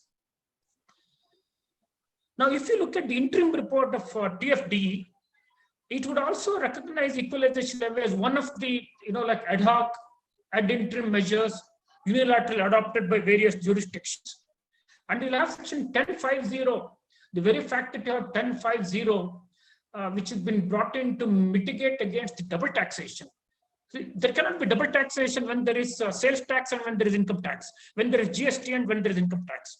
So there's no need to, remove it. However, section 1050 says, in order to avoid double taxation, we are having it. If you look at the explanatory memorandum of the 2016 Finance Act, when they brought in equalization levy through Chapter 8 in the Finance Act, they would say that the purpose of 1050 is to avoid the double taxation. That means the very purpose of 1050 is to avoid double taxation. That means the equalization levy is surrogate income tax. And if the e-commerce service provider or the specified services provider, if he's having a permanent establishment in India and this e-commerce provision is effectively connected with the permanent establishment, he would not have to pay equalization levy. Obviously, for the reason that he pays income tax, which means again, they're mutually exclusive. You are either pay equalization levy or pay income tax, which all the more suggests that equalization levy is in the nature of income tax. Now, it cannot be a tax on supply of services because there is already a supply of services in terms of IGST section 14. So therefore, you can't, call it as a tax on services because there is already a pre-existing tax on services. And look at the placement of section 40A(1)(b). Of course, it would not apply to e-commerce supply because there's no question of deduction in the case of e-commerce supply. It applies to specified services. Why have you placed it under 40A(1)(b)? If you look at the company which 40A has, income tax, wealth tax, etc. So 40A(1)(b) also has been brought in there, indicating that equalization levy is also belonging to a bandwagon of taxes. Otherwise, you could have put it in 43B like sales tax, excise duty, etc. They are not put it under that. And if you look at 164 class B, what is the definition of assessing officer? 164C, the definition of board, is at the board of direct taxes. And if you look at 164J, various terms which are used but not defined in the Finance Act, Chapter 8, you will have to go to the Income Tax Act and the rules and borrow the definition. And there's an appeal against penalty, and the penalty appeal is before the CAT appeal and the Income Tax Appellate Tribunal again.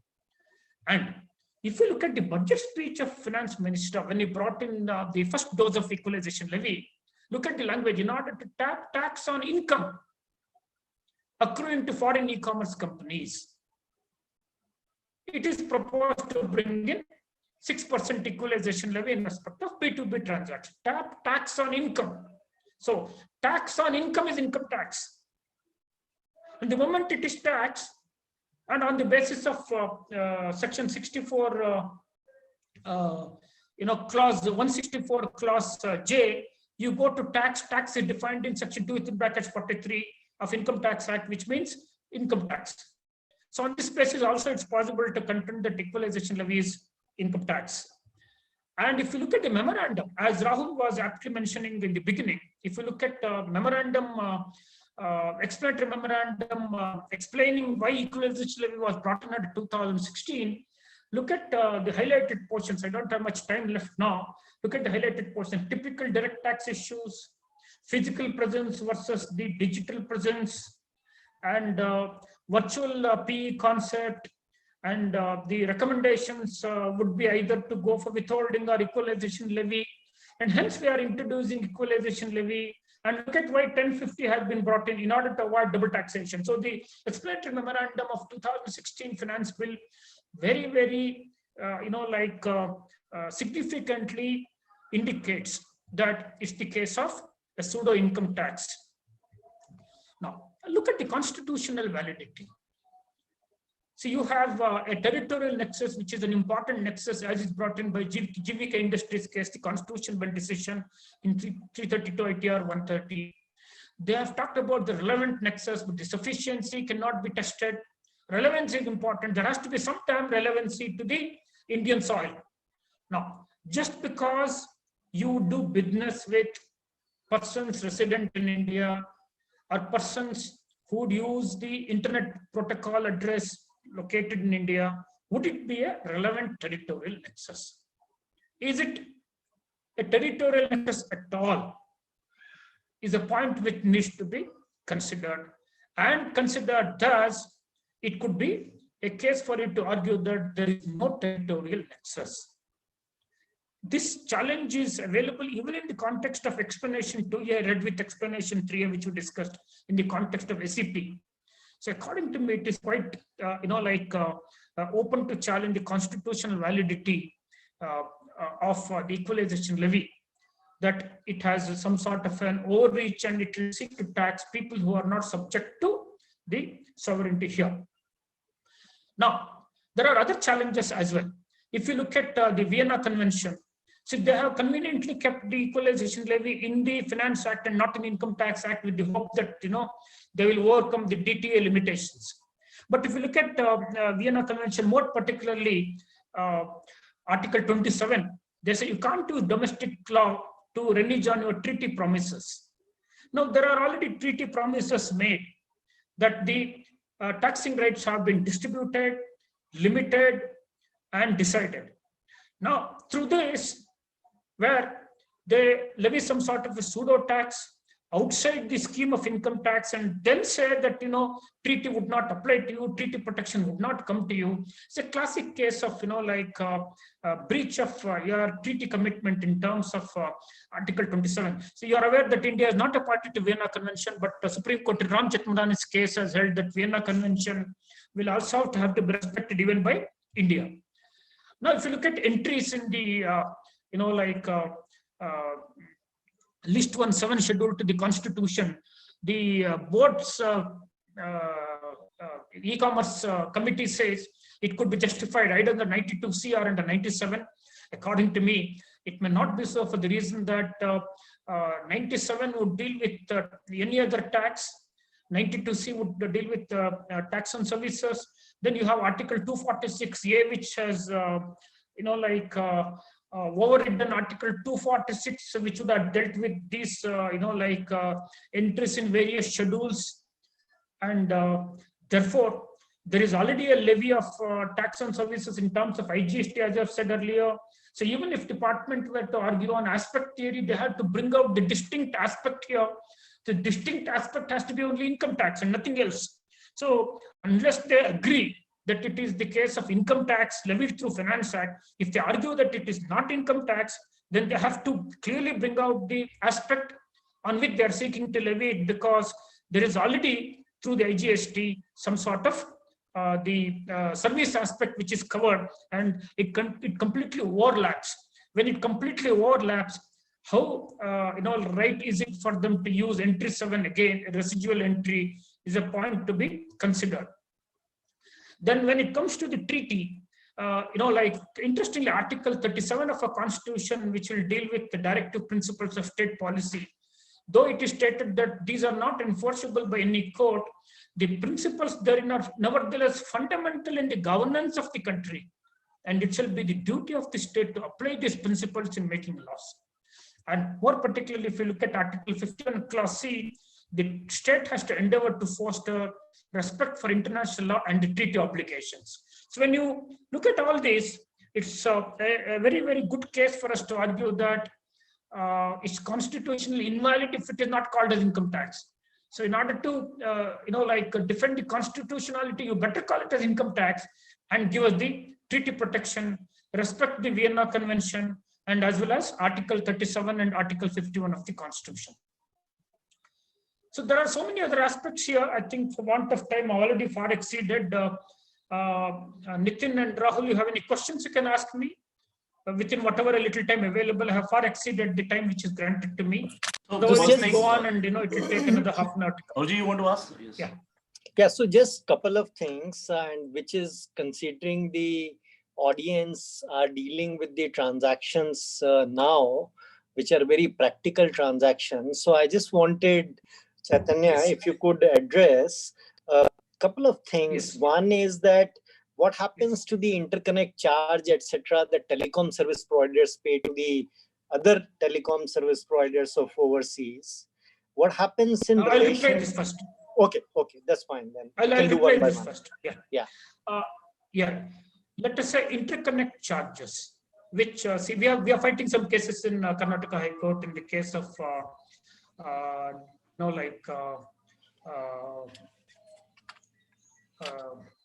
Dash Telecom, which is paid interconnect charges to Vodafone in respect of interconnect charges provided in Germany for the Indian travelers who go to Germany.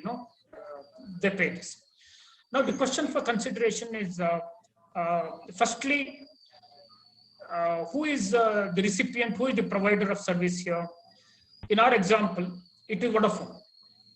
Vodafone is collecting interconnect charges from Deutsche Telekom. One is collecting from one non-resident is collecting from another non-resident. So we leave this example out because one non-resident collecting from another non-resident not liable. Let us say Vodafone Germany is collecting from Airtel India. Take a case. Vodafone Germany is collecting about $1 million from Airtel India interconnect charges. Firstly, is Vodafone Germany an e-commerce operator? Does Vodafone Germany own a digital platform for online sale of goods or online provision of services or both? Firstly, this is the business. Now, in this scheme of things, it's difficult to say that the Vodafone telecom service provider is an e-commerce operator. Assuming, conceding for a while, that Vodafone Germany is an e-commerce operator, is Vodafone Germany providing interconnect services in its e-commerce platform, and is it provided through that platform as online provision of services? So online is extremely important here. The access, the right, the benefit, the facility, or the service will have to be obtained online, will have to be obtained in the digital network or the telecommunication network by Airtel. Now here is a case where the access is obtained by the travelers who go to Germany. When I travel to Germany and I will, do this interconnect, and that is when, the consideration is paid. So is it an online provision of services provided by Vodafone to Airtel India? So if this condition also is satisfied, and then only the equalization levy would come. Otherwise, if interconnect charges are provided and it's paid offline, and if Vodafone Germany is not an e-commerce operator through which it's making this online provision, then it would not come within the scheme of equalization levy. Yes. Yes, Rahul, you can go to your next question. Yeah, so the next question was, you did mention that the platform must perform the sale online of the goods or services provision. Now, you did mention that captives therefore shall not be covered, and it is recognized that captives would not get covered here. But what happens when it is not necessarily a captive being within the same legal entity, two departments or two functions of the organization? It is a captive for the group, where the group entities are separate legal entities, but it is not done to a third party, but done through the groups. Yes, I would want to answer this question, of course, subject to a lot of debate that may arise here. By understanding this as, an international conglomerate may get into some sort of a platform for providing these services within the group. Now, they may do it for various reasons. And if this could be called as some sort of a shareholder activity or a stewardship activity on the basis of principles, adumbrated in Supreme Court in Morgan Stanley's case, like 290, 280 or 416, it, according to me, could still be called as captive within the group. And I would want to understand e-commerce operator, e-commerce transaction. The very meaning of e-commerce is where you're open to public at large. Your provision of sale and provision of services are open to public at large. If they're open only to your confined group, according to me, you may not fit in as an e-commerce platform. Also aided by meaning of what is a stewardship service, what is a shared service, etc. It could be possible to argue that it's a group function and it's not an e-commerce operation. So sorry to interrupt you. Sir, if you say it's a shareholder activity, then that company should not have charged it actually. As far as shareholder activity is concerned, you never charge it, right? Basically, No. parent. There is nothing that shareholder activity could not be charged. Anyway, this is just a point which I've said in support of saying that largely in the first principle it wouldn't fit in as an e-commerce platform. The very nature of trade wouldn't fit in generically as an e-commerce trade, e-commerce activity. And there is no such mischief which is considered in the normal e-commerce transaction here. That's my first principle answer. I have only taken aid of the shareholder activity. Of course, it's open to debate as to whether shareholder activity could be subjected to cross charge or not. I would want to take a different view, saying that merely because there's a cross charge, it does not cease to be a shareholder activity. Yes. Okay. So there are few questions I want to ask. Sir, as to provision of services. Sir, fees for technical service vis-a-vis equalization levy. Can somebody take arbitrage of tax rate? Since FTS, the rate is 10% and equalization levy is 2%. What I will do, I can make a system. I will provide the services from e-commerce facility and I will pay only 2% so that I will get away from 8%, right? You can do it provided two conditions are satisfied. One is it has to be provided to you by an e-commerce operator, as is defined in section 164 CA. That means your service provider or the facilitator will have to own, manage, or operate a digital or an electronic platform for online sale or online provision of services. Point number one. Two, the so-called technical services will have to be provided online. Yeah. So-called technical services will have to be provided online. If a contract is done online, but the services are provided offline, it would not fit in within the meaning of online provision of services. So you have to satisfy all these conditions. And if you are lucky enough to satisfy all these conditions, it would come as chargeable under 165A. And in terms of priority of charge, first will come equalization levy, then will come income tax. It is not other way around. So if equalization levy is attracted, then you are absolutely fine. So you will have to really ingeniously work out a method of obtaining these FTS through this. It's possible for generally the digital download. See, yes, the digital downloads, where the revenue potentially would call it as, like FTF royalty. Right. So you would have to, get into a system where you will have these through an e-commerce operator and online sale or online provision of services through this e-commerce platform. Then let him suffer whatever amount. You don't have to withhold tax from the recipient. The service recipient point of view, don't have to withhold tax, no compliance requirements, nothing. Yes. Sir, as far as sale of goods is concerned, Nitin, you want your point. Hello. You want to say something, Rahul? Sir, as so on your hello. Please. Hello. Rahul, proceed. Please proceed. Yeah. So Nitinji, my question is connected to your question, right? So my question is that if we take a position that this is a case of FTS, right? And now because of equalization levy, it is covered under EL also, right? Now, and because the income is exempt under section 10 subsection 50, then we can take a position, then EL should be paid.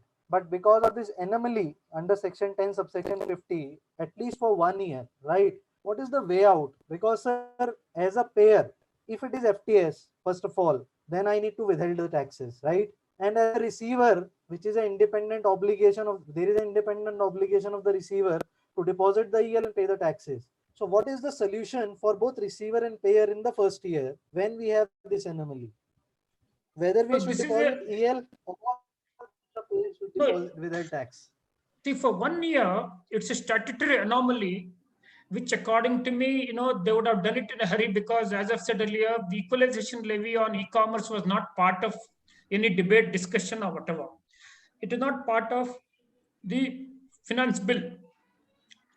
It is come at the nth moment and it's come as a surprise. So this has to be escalated. It is unintended. So I don't think this can remain. It is illogical. It's an absurd proposition to have both lying here.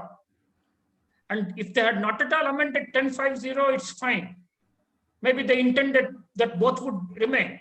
They've amended 10.50, they've provided for it, and there is a window of 1 year which is inadvertently left behind.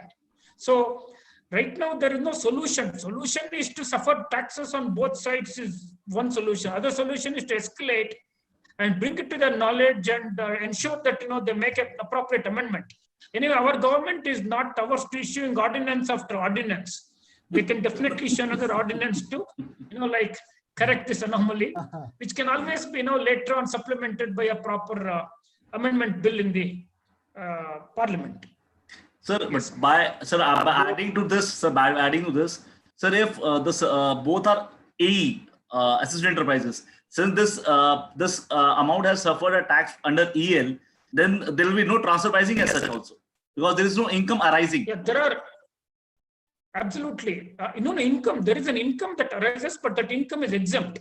Yes. There is an income that arises, but the income that arises is exempt. Because it is exempt, the judicial view is that there is no point in determination of any arm's length price in respect thereof, because the mandate of Section 92 is to determine the income arising from international transaction having regard to the arm's length price for the purpose of, it's a tax avoidance provision, Chapter 10. If there is no tax, where is the question of avoidance of tax? So transfer pricing should not apply. So, sir, if you talk about sale of goods, you said that what you discussed is that online, at least transfer of title has to be there. The goods can be transferred offline. Not right? at least. Not at least. Transfer of property in goods has to take place online. But sir, can't I argue like this? It is meant for only for intangible goods, which has to be transferred online. It's like this. For which purpose one has to say the word e-commerce is not defined in the equalization levy. E-commerce is defined in 194O. E-commerce is also defined in, you have the action plan 1. See, if you look at all these, and also if you look at the meaning of what sale is, nomen juris, you have, Builders Association case, Gannon Dunkerley's case, 88 STC 204, Gannon Dunkerley's case, earlier Gannon Dunkerley case, earlier Builders Association case in the context of sales tax. They have already defined what sale is. Sale is a nomen juris, transfer of property in goods. And as understood under Sale of Goods Act, it has to be construed. And here, Sale of Goods Act would say transfer of property in goods. Sale takes place. Look at sections 19 to 23 as to when does sale take place. Delivery is not the criteria. The payment is not the criteria. So it is the intention of the party. So even the tangible goods, title can, over phone title can transfer. Over phone title can transfer of a tangible goods. So what is essential in order that sale happens online is that the title changes hands online. And this is also adequately adumbrated in Action Plan 1. When they explain, the e-commerce ways of doing business, even Action Plan 1 also goes about when it comes to the online sale, they mean the title has to pass online, although the delivery could be offline. But this is not possible in the case of online provision of services. This is what I was trying to distinguish. Sir, the third question is, since you already discussed that SEP is going to be effective from 1st April 2021, right? what is going to happen since 165 says 22 assessment year, assessment 22, yes, 22, 22, 23 20, assessment. 21, 22 previous year, right, sir? Right, sir. What I'm saying is, since equalization levy, as far as definition part is concerned, PE talks about fixed place PE only, as in EL. So what is, there could be a possibility in next year, there could be a possibility somebody is paying, might be doing e-commerce operator, having a business connection as to SAP also, and he has to pay equalization levy also. That could be one of the possibility. No. You have to look at the definition of permanent establishment. 164G, permanent establishment includes a fixed place of business. Okay. It's an inclusive definition. Okay. And this was considered by Morgan Stanley in 292 ITR 416. Please look at Justice Kapadia's decision in Morgan Stanley, where even in the generic context of Income Tax Act, Supreme Court goes to say that the permanent establishment, as is defined in Section 92F, includes a fixed place of business. Because the word includes is used, it will even mean service fee, day, even for the purpose of Income Tax Act. This is what Justice Kapadia says in Morgan Stanley's case. So it's only an inclusive definition. Okay.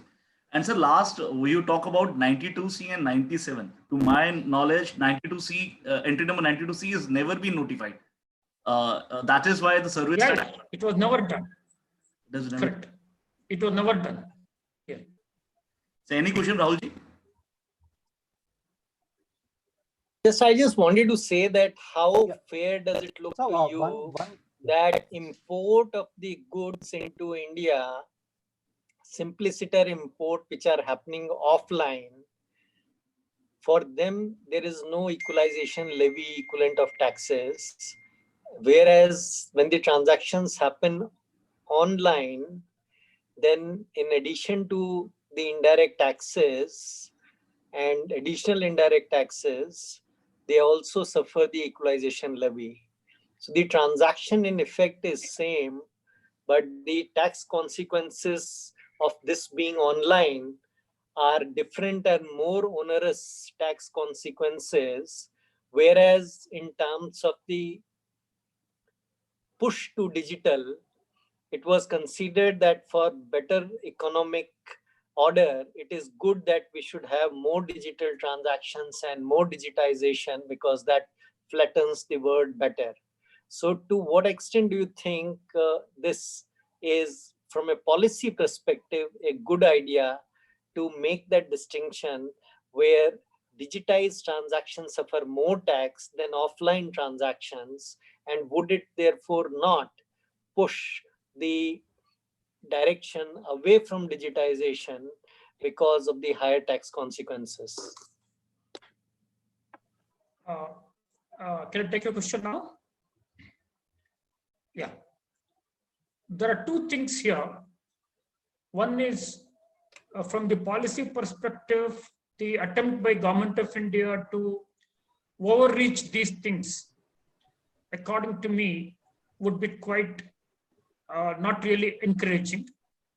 There is no iota of doubt that if there is a BEPS issue, it has to be resolved, but it has to be resolved not unilaterally, not compromising the growth of digital economy at a time when we should be encouraging digital economy, which would bring in a lot more other advantages, be it employment, be it the other services, be it the reciprocal advantages. It wouldn't be, from the policy perspective, very right to rush through this unilateral attempt to outreach. What they have sought to do through this equalization levy, as well as through explanation 2A and 3A, according to me, are quite too drastic, and it will be reneging their treaty commitments, and which wouldn't really place India in a very proper perspective. This is from the policy perspective. Secondly, before I would answer your point on discrimination between digital and non-digital, I would want to clarify one interesting thing here, reiterating what I've understood as the meaning of online sale. See, the discrimination will have to be understood here slightly differently. Even an online sale, there could be the offline import of goods. See, what is important is, has the sale taken place in an e-commerce platform? Let's say I want to buy about 100 iPhones. I would go into Apple's e-commerce platform or Amazon's e-commerce platform, where 100 iPhones are shipped physically from, say, Taiwan to my shop here, Taiwan to my shop here. But if the transaction is concluded online in the, the digital platform of the e-commerce operator, even though there is an offline delivery of goods, it is still an online sale, and hence, there is no discrimination in this regard between offline supply and the online supply. However, there is definitely a discrimination as regards offline transfer of title to goods and online transfer of title to goods. Once it is offline transfer of title to goods, it's not a case of equalization levy, and hence, to that extent, there is a discrimination in the manner in which I understand online sale and offline sale. I hope I have made this point very clear. Now, this discrimination, which you are thinking of, is mitigated to some extent by introduction of 2A, which will deal with whether it is offline, online, it wouldn't really matter. Transaction in property, goods, or services carried out by a non-resident with a person in India if the revenue factor is achieved. So, revenue would want to argue that we are not discriminating. We are treating them under explanation 2A as well.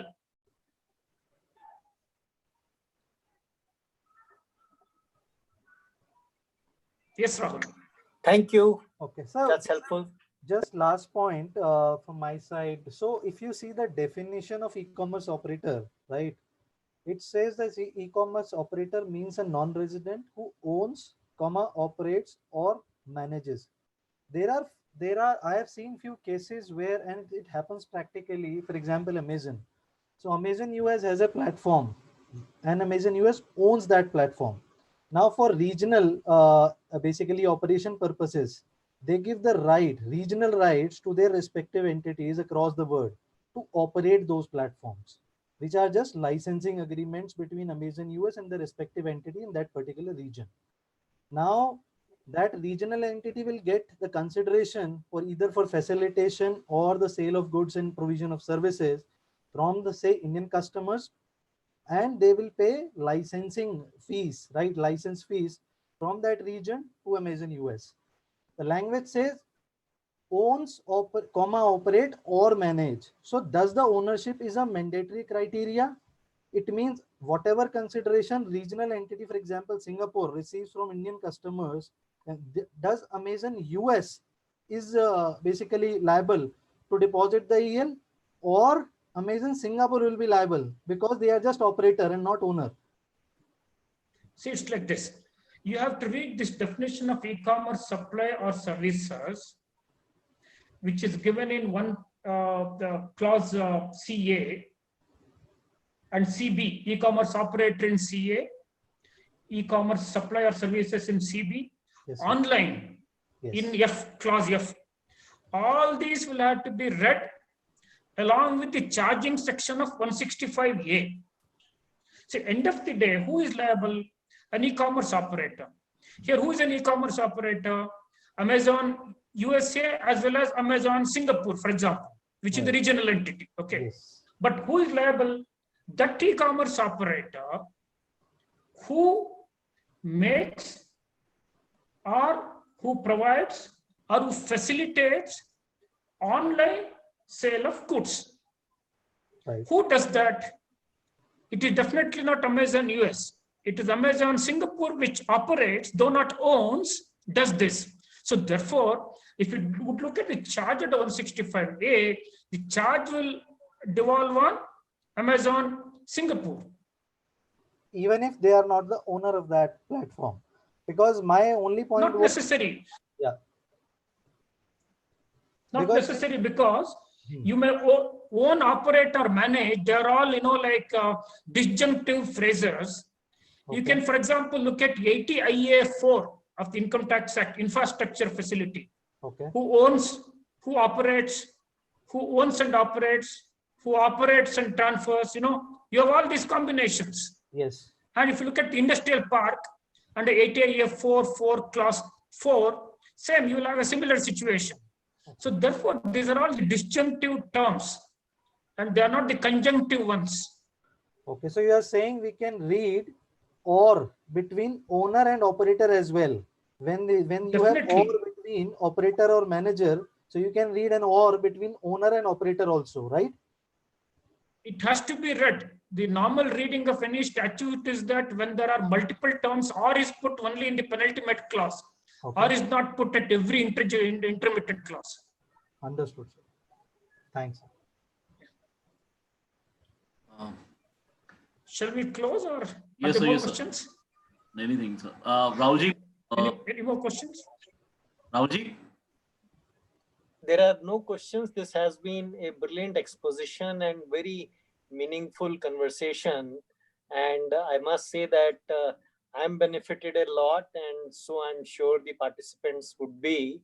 And this is one of those conversations where we are not closing it, just leaving people with issues, whereas in most such conversation, we get to the answer that it depends. But in this case, we did not create the situation where the answers are this depends. Answers were very precise and very well driven from the objective of the provisions, the principles, and also the drivers of the policy on this. So I would thank the speaker and also the organizer for the same, and for inviting me for this session. And also, Nitin, over to you. Chaitanya sir. Sir, words come. I'm short of words. What I'm say about you. So really, it's a fine, itna acha subject. The way you covered all the subject and all the matter in such a good way that I believe everybody is clear about the subject which you have covered. Thanks a lot from the core of our heart, and we keep on disturbing you again whenever we feel like that, and always expect you to give us time also. Thank you, sir. Thank you, Chaitanya sir. Thanks a lot, Thank Chaitanya, you, Nitin, and thank you, Rahul. Thanks a lot, Thank Chaitanya you. sir. Thank you, sir. Thank you. Thank you.